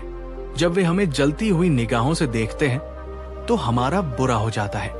क्या बुरी भावना का असर नहीं होता? बुद्ध ने एक बहुत ही वैज्ञानिक जवाब दिया। बुद्ध बोले, हाँ सुदत्त, मन की शक्ति बहुत बड़ी है। अगर कोई तुम्हारे प्रति ईर्ष्या, क्रोध या नफरत रखता है तो वो निस्संदेह नकारात्मक ऊर्जा भेज रहा है। लेकिन वो ऊर्जा तुम्हें कब असर करेगी? बुद्ध ने एक जलती हुई मशाल उठाई और बोले, अगर मैं ये आग तुम्हारी तरफ फेंकूं और तुम इसे अपने हाथों में पकड़ लो तो तुम जल जाओगे। लेकिन अगर तुम किनारे हट जाओ, उसे स्वीकार ही न करो, तो वो आग कहाँ गिरेगी? वो जमीन पर गिरेगी और बुझ जाएगी, या शायद फेंकने वाले के ऊपर ही गिर जाए। बुद्ध ने समझाया, नजर उसे ही लगती है जो उसे स्वीकार करता है। जब तुम डरते हो कि हाय मुझे नजर लग जाएगी, तो तुम अपने मन के दरवाजे उस नकारात्मकता के लिए खोल देते हो। तुम्हारा डर ही वो चुंबक है जो उस बुरी ऊर्जा को खींचता है। जिस इंसान का मन मैत्री और आत्मविश्वास से भरा है, उसका आभा मंडल इतना मजबूत होता है कि किसी की बुरी नजर उसे छू भी नहीं सकती। वो कांच की दीवार से टकराकर वापस लौट जाती है। तो अब सवाल यह है कि अगर ताबीज काम नहीं करते तो हम अपनी रक्षा कैसे करें? दुनिया में तो बहुत से जलने वाले लोग हैं, मुसीबतें तो आती रहती है। बुद्ध ने इसका क्या उपाय बताया? बुद्ध ने सुदत्त को असली ताबीज दिया। बुद्ध ने कहा, सुदत्त, मैं तुम्हें 4 रत्न देता हूं, इन्हें धारण करो। दुनिया की कोई ताकत तुम्हारा बाल भी बांका नहीं कर पाएगी। वो 4 रत्न क्या थे? 1. सत्य। बुद्ध ने कहा, जो इंसान सत्य के साथ खड़ा है उसे डरने की जरूरत नहीं। झूठ बोलने वाला हमेशा डरता है कि कहीं पोल न खुल जाए। सत्य अपने आप में सबसे बड़ा कवच है। 2. शील। जिस इंसान के कर्म साफ है, जो किसी को धोखा नहीं देता, किसी की हिंसा नहीं करता, उसका मन निडर रहता है और निडर मन पर कोई जादू टोना असर नहीं करता। 3. मैत्री। ये बुद्ध का सबसे शक्तिशाली अस्त्र था। बुद्ध ने कहा, अपने दुश्मनों के लिए भी मंगल कामना करो। सुनने में अजीब लगता है ना कि दुश्मन के लिए भला क्यों सोचें? क्योंकि जब आप सामने वाले के लिए करुणा रखते हैं तो उसकी नफरत की आग आपकी करुणा के पानी से बुझ जाती है। बुद्ध ने यही सिखाया है। सबके प्रति प्रेम रखो, यही सबसे बड़ा रक्षा कवच है। 4. प्रज्ञा। हर घटना को तर्क से देखो। बीमारी है तो डॉक्टर के पास जाओ। घाटा हुआ है तो अपनी गलती सुधारो। बच्चा रो रहा है तो उसकी तकलीफ समझो, नजर मत उतारो। जब तुम अपनी बुद्धि का इस्तेमाल करते हो तो अंधविश्वास का अंधेरा अपने आप मिट जाता है। बुद्ध की ये बातें सुनकर सुदत्त को लगा जैसे वो किसी गहरी नींद से जागा हो। उसे अपनी मूर्खता पर हंसी आने लगी। उसने उसी वक्त अपने गले से ताबीज तोड़ा और उसे फेंक दिया। उसने अपने हाथ के धागे खोल दिए। उसने बुद्ध से कहा, भगवान, अब तक मैं डर के सहारे जी रहा था। आज आपने मुझे मेरी अपनी ताकत का एहसास करा दिया। अब मैं पत्थर को नहीं, अपने कर्म को सुधारूंगा। सुदत्त घर गया। उसने सबसे पहले अच्छे वैद्यों को बुलाया और पत्नी का सही इलाज शुरू करवाया। उसने अपने व्यापार की गलतियों को सुधारा। उसने अपने मन से डर निकाल दिया। और दोस्तों, चमत्कार ये नहीं हुआ कि रातों रात सब ठीक हो गया। चमत्कार ये हुआ कि मुसीबतों के बीच भी सुदत्त अब शांत था। अब वो भाग नहीं रहा था, वो सामना कर रहा था। और धीरे धीरे उसकी मेहनत और सही फैसलों से उसका जीवन फिर से पटरी पर आ गया। दोस्तों, आज हम 21वीं सदी में जी रहे हैं। हमारे पास स्मार्टफोन है, हम मंगल ग्रह पर जा रहे हैं, लेकिन अफसोस हमारी सोच आज भी वही अटकी है। आज भी हम टीवी पर देखते हैं, ये यंत्र दरीद लो, धन की वर्षा होगी। आज भी हम अखबारों में पढ़ते हैं, बाबा जी जो 2 घंटे में खोया प्यार वापस दिलाएं। ये सब क्या है? ये डर का धंधा है। वे जानते हैं कि आप डरे हुए हैं, आप लालची हैं, आप शॉर्टकट चाहते हैं। बुद्ध कहते हैं, जीवन में कोई शॉर्टकट नहीं होता। अगर आप बीमार हैं तो दवा लेनी होगी। अगर आप सफल होना चाहते हैं तो मेहनत करनी होगी। अगर आप रिश्ते सुधारना चाहते हैं तो अहंकार छोड़कर बात करनी होगी। कोई ताबीज आपके लिए इंटरव्यू पास नहीं करवा सकता। कोई टोटका आपके टूटे रिश्ते नहीं जोड़ सकता। वीडियो के अंत में मैं आपको बुद्ध की एक बहुत ही सुंदर बात याद दिलाना चाहता हूं। एक बार बुद्ध से किसी ने पूछा, भगवान सबसे अच्छा मुहूर्त कौन सा है? सबसे शुभ दिन कौन सा है? बुद्ध ने जवाब दिया, जिस क्षण तुम्हारा मन साफ है, जिस क्षण तुम्हारे इरादे नेक हैं और जिस क्षण तुम समाज के भले के लिए काम शुरू करते हो, वही क्षण सबसे शुभ मुहूर्त है। उसके लिए किसी पंचांग की जरूरत नहीं है। तो दोस्तों, आज ही, अभी इसी वक्त अपने मन से इस डर को निकाल फेंको। आप कमजोर नहीं हैं। आपके भीतर अनंत शक्ति छिपी है। आप बुद्ध का अंश है। अपनी असफलताओं की जिम्मेदारी खुद लीजिए। दूसरों पर या ग्रहों पर दोष मत डालिए। जिस दिन आप जिम्मेदारी ले लेंगे, उस दिन आपको किसी ताबीज की जरूरत नहीं पड़ेगी।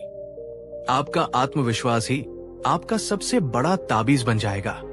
दोस्तों, ये वीडियो बनाने में बहुत मेहनत और रिसर्च लगी है। हमारा मकसद किसी की आस्था को चोट पहुंचाना नहीं, बल्कि आपको अंधविश्वास की बेड़ियों से आजाद करके एक सशक्त इंसान बनाना है। और हाँ, अगर आप हमारे काम को सपोर्ट करना चाहते हैं तो ज्वाइन बटन दबाकर मेंबर जरूर बने। आपका छोटा सा योगदान हमें ऐसे गहरे कंटेंट बनाने में मदद करता है। तब तक के लिए डरिए मत, जागिए। नमो बुद्धाय। कहानी 4। नमस्कार दोस्तों, और स्वागत है आपका एक ऐसी यात्रा पर जो शायद आपकी जिंदगी को देखने का नजरिया हमेशा के लिए बदल दे। क्या आपने कभी सोचा है, क्यों कुछ लोग जो दिन रात मेहनत करते हैं, अपना खून पसीना एक कर देते हैं, फिर भी उनकी जिंदगी गरीबी और अभावों में ही गुजर जाती है? और क्यों कुछ लोग जो शायद उतनी शारीरिक मेहनत भी नहीं करते, पर उनके पास धन, सुख और समृद्धि की कोई कमी नहीं होती? क्या ये सिर्फ किस्मत का खेल है? क्या ये भगवान का अन्याय है? या फिर गरीबी और अमीरी का कोई ऐसा गहरा रहस्य है, कोई ऐसा अदृश्य नियम है जिसे हम आज तक समझ ही नहीं पाए हैं? आज हम समय के पहिए को पीछे घुमाएंगे। उस दौर में चलेंगे जब भारत की धरती पर एक महामानव के चरण पड़े थे। वे थे तथागत गौतम बुद्ध। आज हम बुद्ध के जीवन की एक ऐसी अनसुनी और सच्ची कहानी सुनेंगे जिसमें उन्होंने गरीबी के उस असली कारण का खुलासा किया था, जिसे जानकर उस समय के बड़े बड़े राजा और सेठ भी चौंक गए थे। ये कारण न तो आपकी किस्मत में है, न आपके ग्रहों में, और न ही आपकी मेहनत में। ये कारण कहीं और ही छिपा है। तो अपनी कुर्सियों की पेटी बांध लीजिए, अपने दिल और दिमाग को खुला रखिए, क्योंकि आज हम उस सत्य का सामना करने जा रहे हैं जो कड़वा जरूर है, पर वही एकमात्र औषधि है जो गरीबी के रोग को जड़ से मिटा सकती है।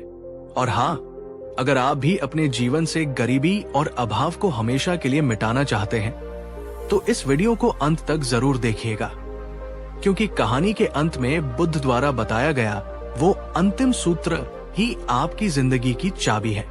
तो चलिए शुरू करते हैं। ये कहानी है मगध राज्य के एक छोटे से गांव की। उस गांव में सुदामा नाम का एक किसान रहता था। सुदामा जैसा मेहनती, ईमानदार और सरल व्यक्ति शायद ही पूरे गांव में कोई दूसरा रहा हो। उसका दिन तब शुरू होता था जब सूरज भी नहीं जागा होता था। वो ब्रह्मा मुहूर्त में उठता, अपने बैलों को सहलाता और हल लेकर अपने खेतों की ओर निकल पड़ता। उसकी पत्नी सुमति भी उतनी ही परिश्रमी थी। वो घर का सारा काम करती, बच्चों को संभालती और फिर दोपहर में सुदामा के लिए खाना लेकर खेत पर जाती और उसके साथ काम में हाथ बंटाती। सुदामा अपने खेतों को अपनी संतानों की तरह प्यार करता था। वो हर बीज को प्रार्थना के साथ बोता, हर पौधे की देखभाल करता। वो न कभी किसी से झूठ बोलता, न कभी किसी का हक मारता। वो मानता था कि मेहनत ही पूजा है और ईमानदारी का फल मीठा होता है। लेकिन नियति को शायद कुछ और ही मंजूर था।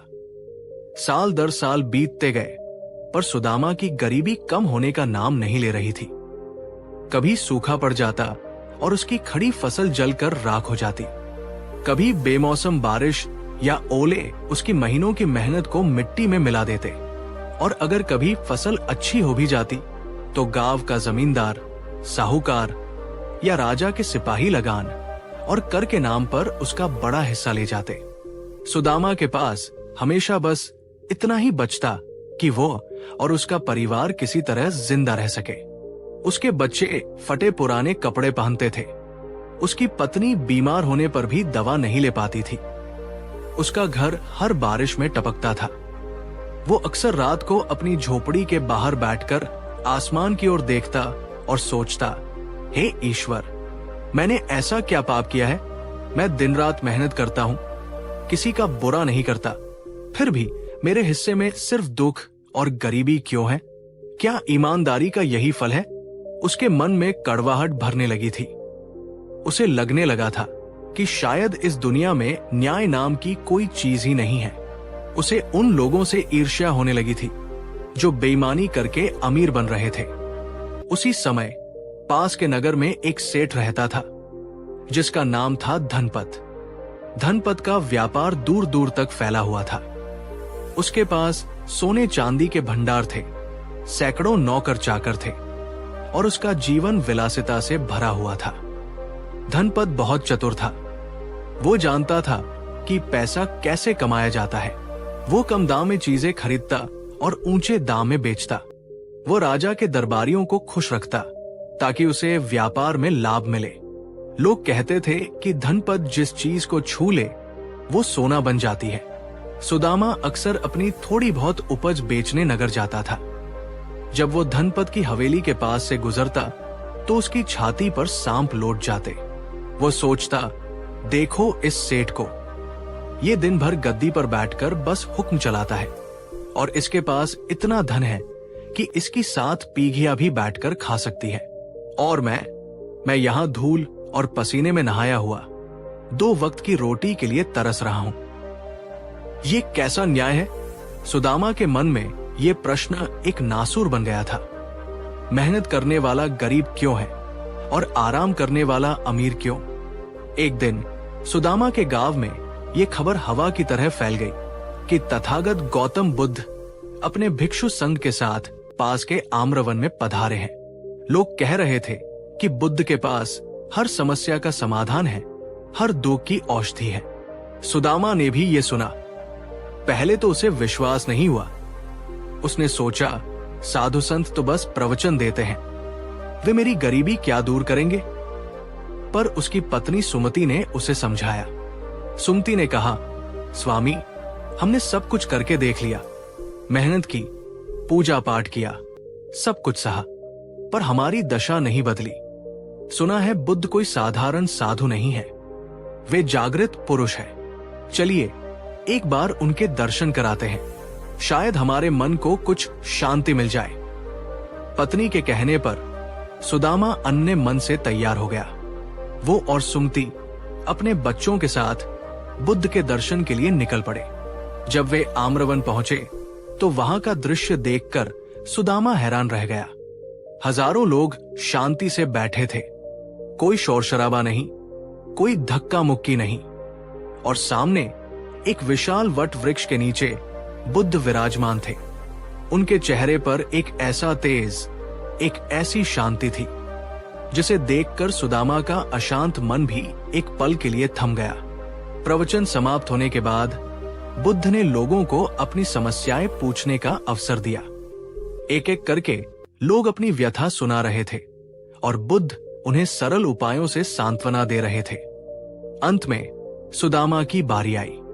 वो कांपते हुए पैरों से आगे बढ़ा और बुद्ध के चरणों में गिर पड़ा। उसकी आंखों से आंसुओं का बांध टूट गया। वो फूट फूट कर रोने लगा। बुद्ध ने उसे बड़े प्रेम से उठाया और पूछा, वत्स, तुम इतने दुखी क्यों हो? तुम्हारे आंसू किस पीड़ा को बयान कर रहे हैं? सुदामा ने हाथ जोड़कर रुंधे गले से कहा, भगवन, मैं एक बहुत ही अभागा इंसान हूं।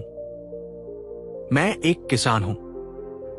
मैं धरती का सीना चीरकर अन्न उगाता हूं, पर मेरे ही बच्चे भूखे सोते हैं।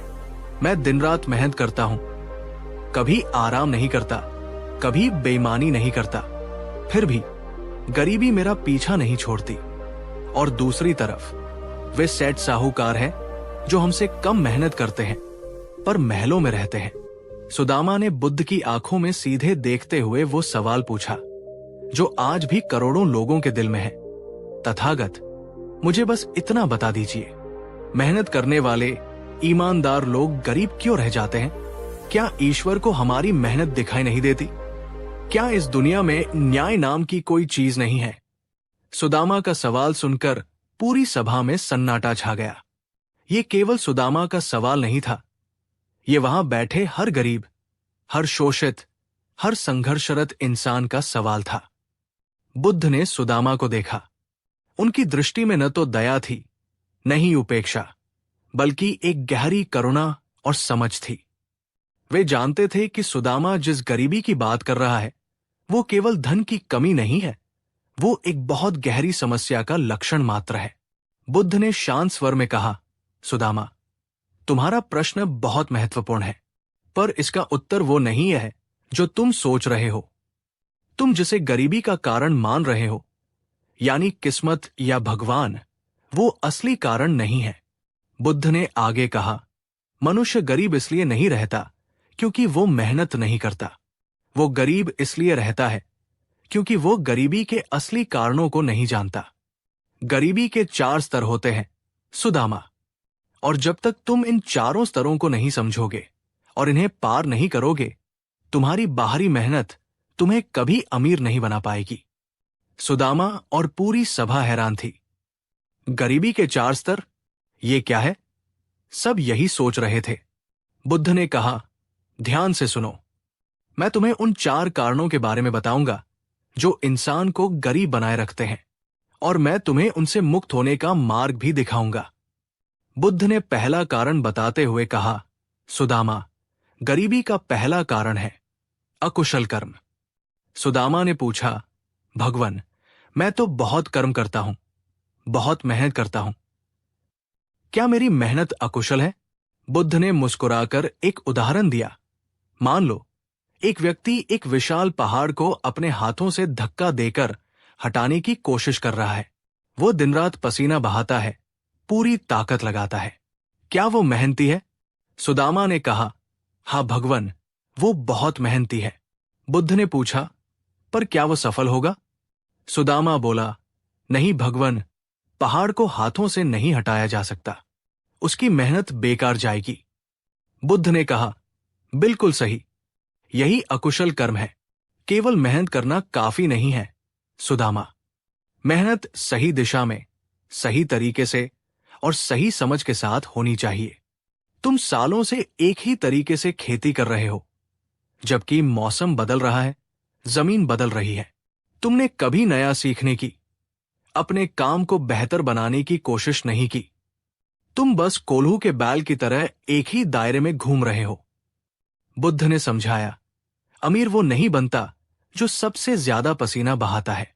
अमीर वो बनता है जो अपनी बुद्धि का प्रयोग करता है, जो समस्याओं का समाधान ढूंढता है, जो समय के साथ बदलता है। शारीरिक मेहनत की एक सीमा है, पर मानसिक मेहनत, बुद्धि की कोई सीमा नहीं है।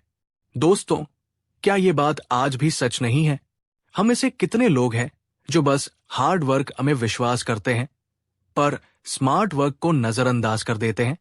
हम अपनी कुल्हाड़ी की धार तेज करने के बजाय बस कुल्हाड़ी से ही पेड़ काटने में लगे रहते हैं। अगर आपको लगता है कि आप भी कभी कभी अकुशल मेहनत के जाल में फंस जाते हैं, तो नीचे कमेंट में स्मार्ट वर्क लिखिए। बुद्ध ने दूसरा कारण बताते हुए कहा, सुदामा, गरीबी का दूसरा बड़ा कारण है धन के स्वभाव के प्रति अज्ञान। बुद्ध ने पूछा, सुदामा, जब तुम्हारे पास फसल कटने के बाद थोड़ा धन आता है तो तुम उसका क्या करते हो? सुदामा ने भोलेपन से कहा, भगवन, पहले तो मैं पुराने कर्ज चुकाता हूं, फिर घर की जरूरतें पूरी करता हूं, और अगर कुछ बच जाए तो कोई त्योहार मना लेते हैं या कपड़े खरीद लेते हैं। बुद्ध ने कहा, यही भूल है। तुम धन को केवल खर्च करने का साधन मानते हो। तुम धन को एक बीज की तरह नहीं देखते। एक समझदार किसान अपने सबसे अच्छे बीजों को खाता नहीं है, उन्हें अगली फसल के लिए बो देता है। उसी तरह एक समृद्ध व्यक्ति अपने धन के एक हिस्से को खर्च नहीं करता, उसे निवेश करता है ताकि वो धन उसके लिए और धन कमा सके। बुद्ध ने समझाया, गरीब व्यक्ति पैसे के लिए काम करता है, अमीर व्यक्ति का पैसा उसके लिए काम करता है। जब तक तुम धन को रोकना, उसे बचाना और उसे बढ़ाना नहीं सीखोगे, तुम चाहे कितना भी कमा लो, तुम हमेशा गरीब ही रहोगे, क्योंकि तुम्हारी जरूरतें तुम्हारी कमाई से हमेशा एक कदम आगे रहेंगी। बुद्ध ने तीसरा कारण बताते हुए सुदामा की आंखों में देखा और कहा, सुदामा, गरीबी का तीसरा कारण है तुम्हारी संगत। बुद्ध ने पूछा, तुम अपना खाली समय किन लोगों के साथ बिताते हो? सुदामा ने सोचा और कहा, भगवन, मेरे जैसे ही कुछ और किसान हैं। हम शाम को साथ बैठते हैं, अपनी गरीबी का रोना रोते हैं, जमींदार को कोसते हैं और अपनी किस्मत पर पछताते हैं। बुद्ध ने कहा, यही वो जहर है जो तुम्हें आगे बढ़ने नहीं दे रहा। तुम उन लोगों से घिरे हो जो खुद निराश है, जो हार मान चुके हैं। उनकी नकारात्मक बातें, उनकी शिकायतें तुम्हारे मन में भी वही विचार भर देती है। तुम भी ये मान लेते हो कि कुछ नहीं हो सकता। बुद्ध ने एक बहुत ही सुंदर बात कही, अगर तुम 5 गरीब और निराश लोगों के साथ रहोगे तो छठे गरीब और निराश व्यक्ति तुम ही बनोगे। और अगर तुम 5 ऐसे लोगों के साथ रहोगे जो आशावादी हैं, जो कर्मठ हैं, जो आगे बढ़ना चाहते हैं, तो छठे सफल व्यक्ति तुम बनोगे। संगत का असर बहुत गहरा होता है सुदामा। ये अदृश्य है, पर यह तुम्हारे विचारों को, तुम्हारे निर्णयों को और अंततः तुम्हारे भाग्य को गढ़ता है। बुद्ध ने अब तक 3 कारण बताए थे, अकुशल मेहनत, धन का अज्ञान और बुरी संगत। सुदामा को अपनी गलतियां समझ आने लगी थी, पर बुद्ध जानते थे कि असली जड़ अभी भी बाकी है। बुद्ध ने सुदामा के कंधे पर हाथ रखा और कहा, सुदामा, अब मैं तुम्हें गरीबी का चौथा और सबसे असली कारण बताने जा रहा हूं। यह कारण बाहर नहीं, तुम्हारे भीतर है। यह है दरिद्रता की मानसिकता। सुदामा ने हैरान होकर पूछा, मानसिकता? भगवन, मेरे मन का मेरी गरीबी से क्या लेना देना? बुद्ध ने कहा, बहुत गहरा लेना देना है। सुदामा, तुम गरीब इसलिए नहीं हो कि तुम्हारे पास धन नहीं है।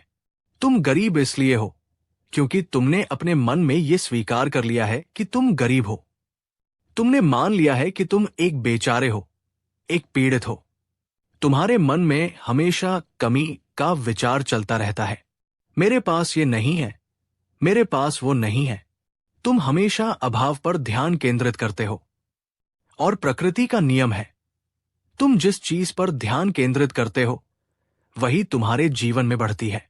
जब तुम कमी के बारे में सोचते हो तो तुम और अधिक कमी को आकर्षित करते हो। अमीर व्यक्ति के पास प्रचुरता की मानसिकता होती है। वो अवसरों को देखता है, वो संभावनाओं को देखता है, वो मानता है कि वो सफलता का अधिकारी है।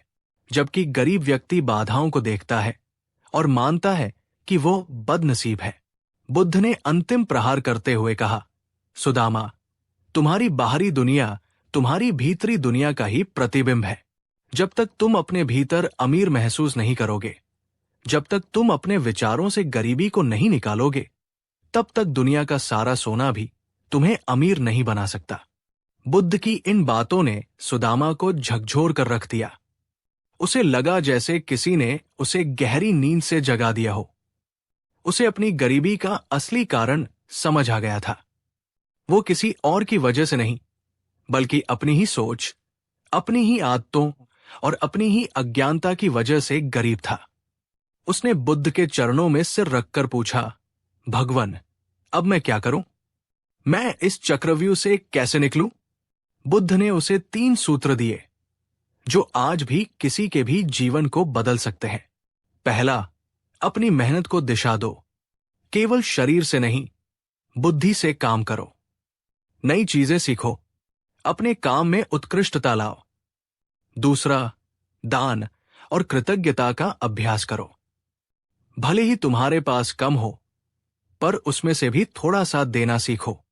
देने से मन की कमी की भावना मिटती है और प्रचुरता का भाव आता है।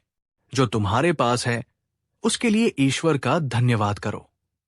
तीसरा, अपनी सोच बदलो। खुद को बेचारा मानना बंद करो। अपने आप को एक शक्तिशाली, सक्षम और समृद्ध आत्मा के रूप में देखो। जैसे विचार तुम अपने मन में बोओगे, वैसी ही फसल तुम अपने जीवन में काटोगे। दोस्तों, कहानी कहती है कि सुदामा ने बुद्ध के इन सूत्रों को अपने जीवन में उतारा। उसने खेती के नए तरीके सीखे, उसने बचत करना शुरू किया, उसने नकारात्मक लोगों का साथ छोड़ा और सबसे बढ़कर उसने खुद को एक समृद्ध किसान के रूप में देखना शुरू किया। और कुछ ही वर्षों में वही सुदामा, जो कभी 2 वक्त की रोटी के लिए तरसता था, अपने गांव का सबसे सफल और सुखी किसान बन गया। उसकी गरीबी हमेशा के लिए मिट गई, क्योंकि उसने अपने मन की गरीबी को मिटा दिया था। तो दोस्तों, आज का ये वीडियो हमें यही सिखाता है, गरीबी कोई सजा नहीं है और नहीं ये कोई स्थायी अवस्था है। ये केवल कुछ गलत आदतों, गलत संगत और गलत सोच का परिणाम है। अगर आप भी अपनी जिंदगी बदलना चाहते हैं, तो आज ही रुकिए और खुद से पूछिए, क्या मैं स्मार्ट वर्क कर रहा हूं? क्या मैं अपने पैसे का सही प्रबंधन कर रहा हूं? क्या मेरे दोस्त मुझे आगे बढ़ा रहे हैं? और सबसे जरूरी, क्या मैं खुद को अमीर समझता हूं या गरीब? जिस दिन आप इन सवालों के सही जवाब ढूंढ लेंगे और बुद्ध के बताए मार्ग पर चलेंगे, उस दिन से दुनिया की कोई ताकत आपको अमीर और सफल होने से नहीं रोक पाएगी। अगर बुद्ध की ये कहानी और ये गहरा ज्ञान आपके दिल को छू गया हो, अगर इसने आपको एक नई उम्मीद दी हो, तो इस वीडियो को अपना प्यार दीजिए। तब तक के लिए नमो बुद्धाय। अपना ख्याल रखिएगा। कहानी 5। दोस्तों, रुकिए, जरा एक पल के लिए रुकिए। क्या आप भी जिंदगी की उस दौड़ में शामिल हैं जहां हर कोई सिर्फ भाग रहा है? क्या आप भी दिन रात मेहनत कर रहे हैं, अपनी नींद, अपना आराम, सब कुछ दांव पर लगा रहे हैं, सिर्फ उस एक सुनहरे शब्द के लिए जिसे दुनिया सफलता कहती है? लेकिन क्या आपको वो सफलता मिल रही है, या फिर इतनी मेहनत के बाद भी आपके हाथ सिर्फ थकान और निराशा ही लग रही है? जरा सोचिए, ऐसा क्यों है कि कुछ लोग कम मेहनत करके भी आसमान की ऊंचाइयों को छू लेते हैं और कुछ लोग पूरी जिंदगी एड़ियां रगड़ते रह जाते हैं, फिर भी वही के वही रह जाते हैं? क्या ये किस्मत है? क्या ये ग्रहों का खेल है? नहीं दोस्तों, बिल्कुल नहीं। आज मैं आपको एक कड़वा सच बताने जा रहा हूं। एक ऐसा सच जिसे सुनने के बाद शायद आपको झटका लगे, लेकिन यही सच आपकी जिंदगी बदल सकता है। आपकी असफलता का कारण आपकी मेहनत की कमी नहीं है। आपकी असफलता का कारण आपकी किस्मत नहीं है।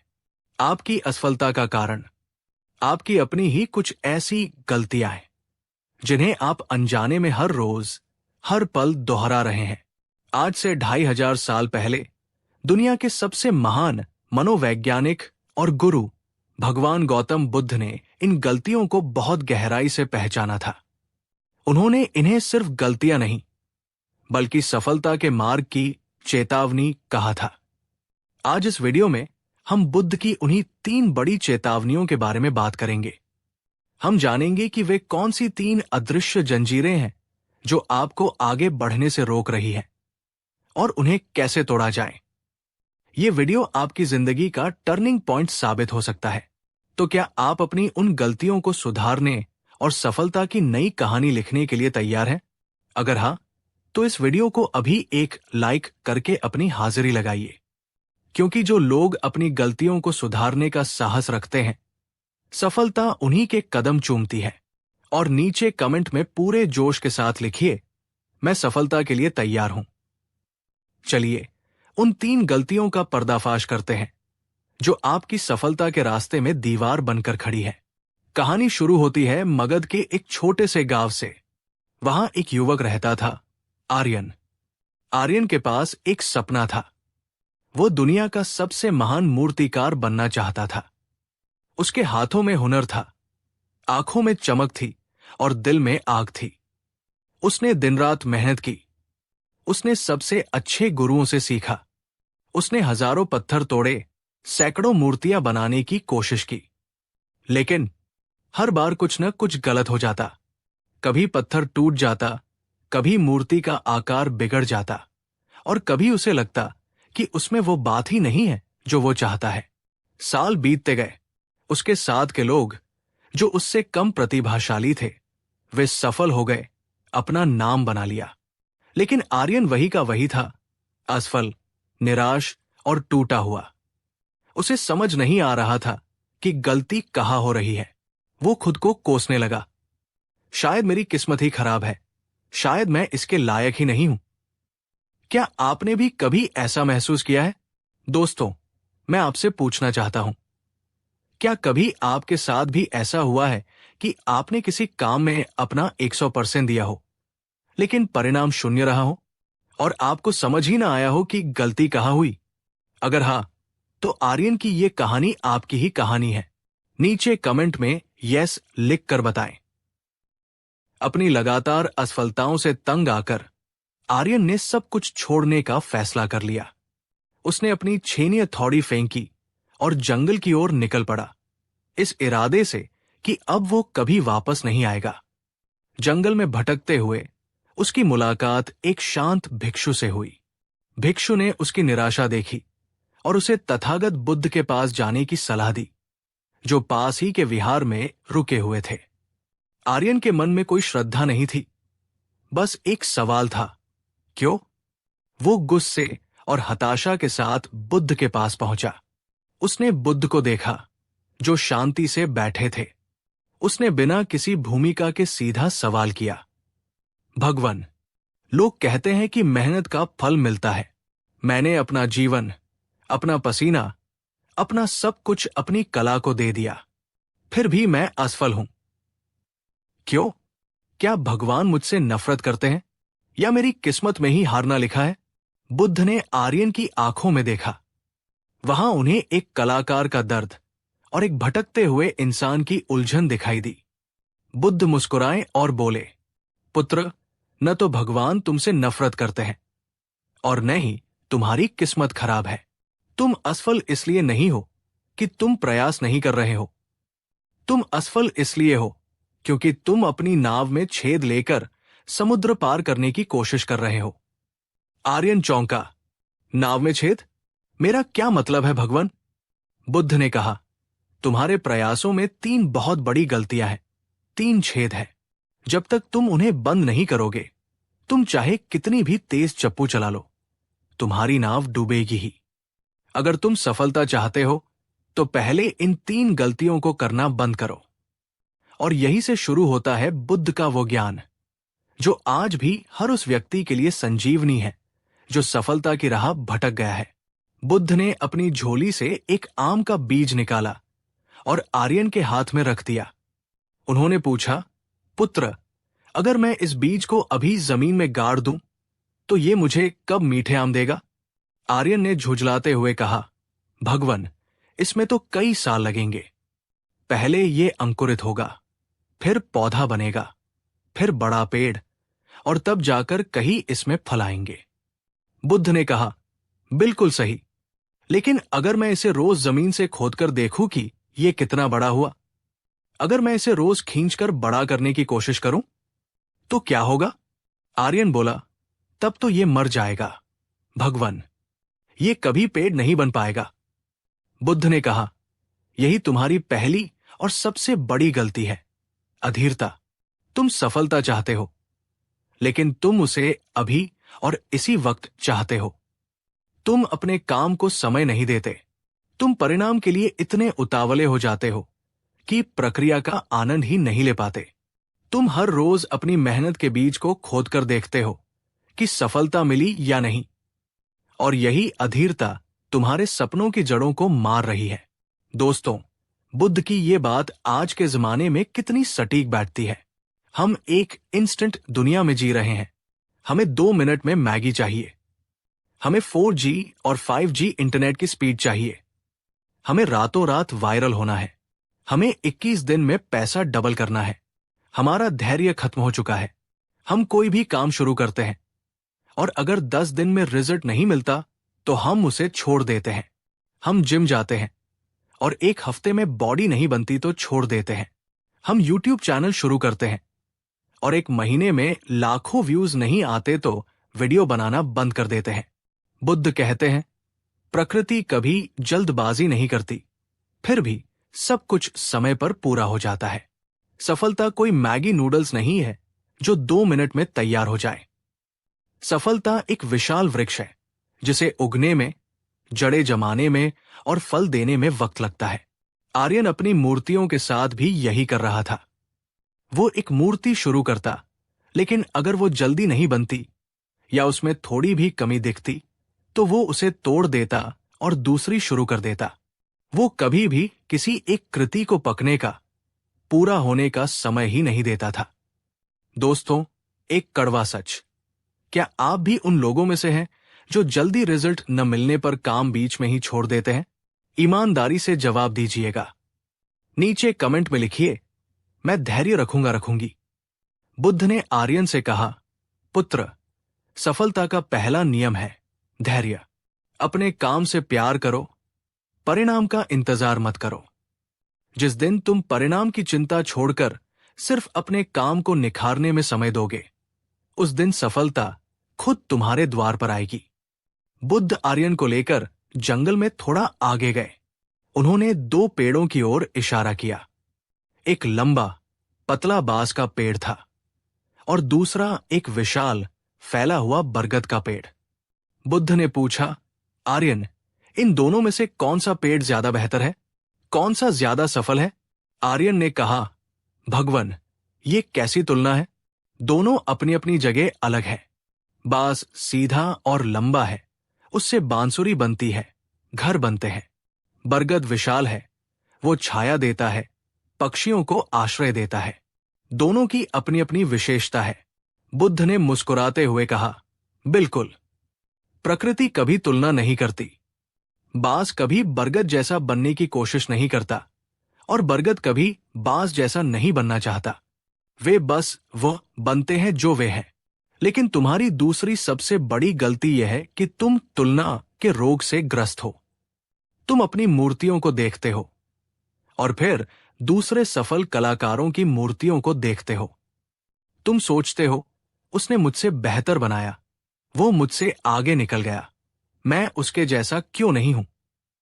और ये तुलना तुम्हारे भीतर ईर्ष्या और हीनता पैदा करती है। ये तुम्हारी अपनी मौलिकता को मार देती है। आज के सोशल मीडिया के दौर में ये गलती हम सब कर रहे हैं। हम अपनी जिंदगी की बिहाइंड द सीन की तुलना दूसरों की हाईलाइट रीला से करते हैं। उसने नई कार ले ली, मेरे पास अभी भी बाइक है।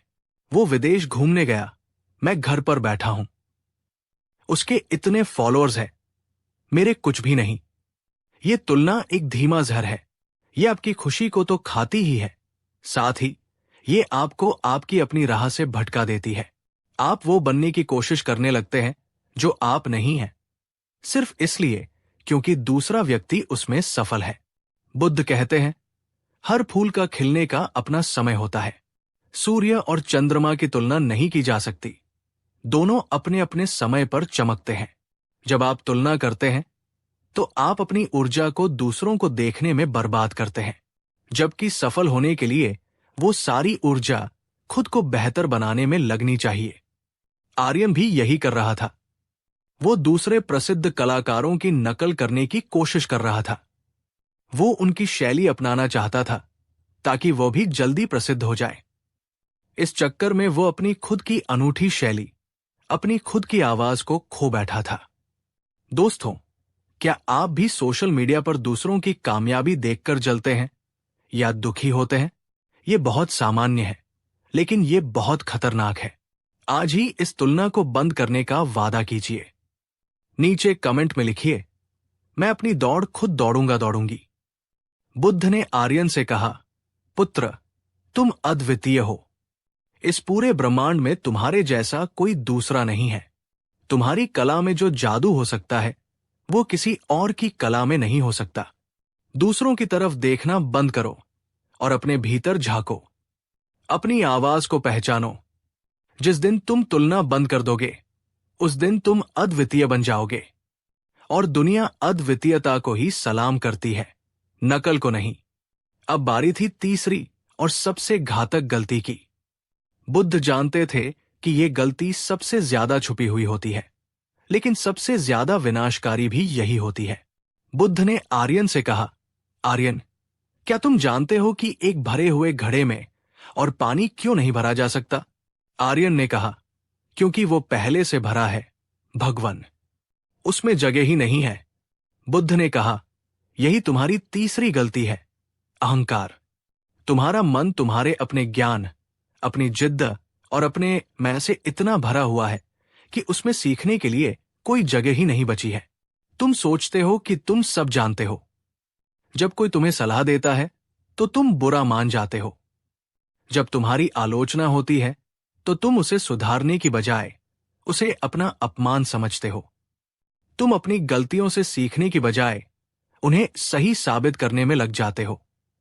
सफलता की राह में सबसे बड़ी बाधा अज्ञान नहीं, बल्कि ज्ञान का भ्रम है। ये सोचना कि मैं ज्ञानी हूं, यही अज्ञान है। दोस्तों, सफलता की सीढ़ी पर चढ़ते समय अहंकार सबसे भारी बोझ होता है। अक्सर हम थोड़ी सी जानकारी पाकर खुद को एक्सपर्ट समझने लगते हैं। हम बड़ों की सलाह को अनसुना कर देते हैं। हमें लगता है कि हमारा तरीका ही बेस्ट है। मुझे मत सिखाओ, मुझे पता है क्या करना है। वो तो जलता है इसलिए मेरी कमी निकाल रहा है, मैं क्यों झुकूं? मैं सही हूं। ये अहंकार हमें सीखने से रोक देता है, और जिस दिन आपका सीखना बंद हो जाता है, उसी दिन आपकी सफलता का ग्राफ नीचे गिरने लगता है। एक सफल व्यक्ति हमेशा एक छात्र बना रहता है। वो अपनी हर गलती से, हर आलोचना से, यहां तक कि अपने दुश्मनों से भी कुछ न कुछ सीखता है। आर्यन के साथ भी यही था। जब उसके गुरु उसकी मूर्तियों में कमी निकालते थे तो उसे लगता था कि वे उसकी प्रतिभा को पहचान नहीं पा रहे हैं। वो अपनी धुन में काम करता रहता था, अपनी गलतियों को सुधारे बिना। दोस्तों, क्या आपको भी अपनी आलोचना सुनना बुरा लगता है? क्या आप भी अपनी गलती मानने में झिझकते हैं? अगर हां, तो सावधान हो जाइए। ये अहंकार आपको डुबो सकता है। नीचे कमेंट में लिखिए, मैं सीखने के लिए हमेशा तैयार हूं। बुद्ध ने आर्यन से कहा, पुत्र, खुद को खाली करो, विनम्र बनो। एक खाली कटोरा ही भर सकता है। जो झुकता है वही पूरी दुनिया को जीतता है। अपनी आलोचनाओं को ध्यान से सुनो, उनमें तुम्हारे सुधार के बीज छिपे हैं। अपनी गलतियों को अपना गुरु बनाओ, अपना दुश्मन नहीं। जिस दिन तुम्हारा अहंकार मिट जाएगा, उस दिन तुम्हारी कला में दिव्यता आ जाएगी। आर्यन की आंखों से पर्दे हट चुके थे। उसे अपनी तीनों बड़ी गलतियां साफ साफ दिखाई दे रही थी। 1. अधीरता, जल्दी परिणाम पाने की चाहत। 2. तुलना, दूसरों जैसा बनने की कोशिश। 3. अहंकार, सीखने और झुकने से इनकार। वो बुद्ध के चरणों में गिर पड़ा और बोला, भगवन, आपने मेरी आंखें खोल दी। मैं इन जंजीरों में जकड़ा हुआ था और दौड़ने की कोशिश कर रहा था। अब मुझे बताइए, मैं क्या करूं? मैं इन गलतियों को कैसे सुधारूं? बुद्ध ने उसे सफलता का त्रिरत्न सूत्र दिया। 1. धैर्य और निरंतरता। बुद्ध ने कहा, हर रोज थोड़ा थोड़ा करो, लेकिन रोज करो। जैसे बूंद बूंद से घड़ा भरता है, वैसे ही निरंतर प्रयासों से सफलता मिलती है। परिणाम की चिंता छोड़ दो, प्रक्रिया से प्रेम करो। अपने काम को पूजा समझो, बोझ नहीं। 2. आत्मनिरीक्षण और मौलिकता। दूसरों को देखना बंद करो। हर रोज खुद से पूछो, क्या मैं कल से बेहतर हूं? अपनी प्रतिस्पर्धा सिर्फ खुद से रखो। अपनी अनूठी शैली को खोजो। वो बनाओ जो तुम्हारे दिल से निकलता है, वो नहीं जो बाजार में बिकता है। 3. विनम्रता और सीखना। हमेशा एक विद्यार्थी बने रहो। हर किसी से सीखो। अपनी आलोचनाओं का स्वागत करो। अपनी गलतियों को स्वीकार करो और उन्हें सुधारो। याद रखो, जो वृक्ष फलों से लदा होता है वो हमेशा झुका रहता है। आर्यन बुद्ध का आशीर्वाद लेकर वापस लौटा। वो पुराना हताश आर्यन नहीं था। उसने अपनी छेनी हथौड़ी फिर से उठाई, लेकिन इस बार एक नए दृष्टिकोण के साथ। उसने धैर्य रखा।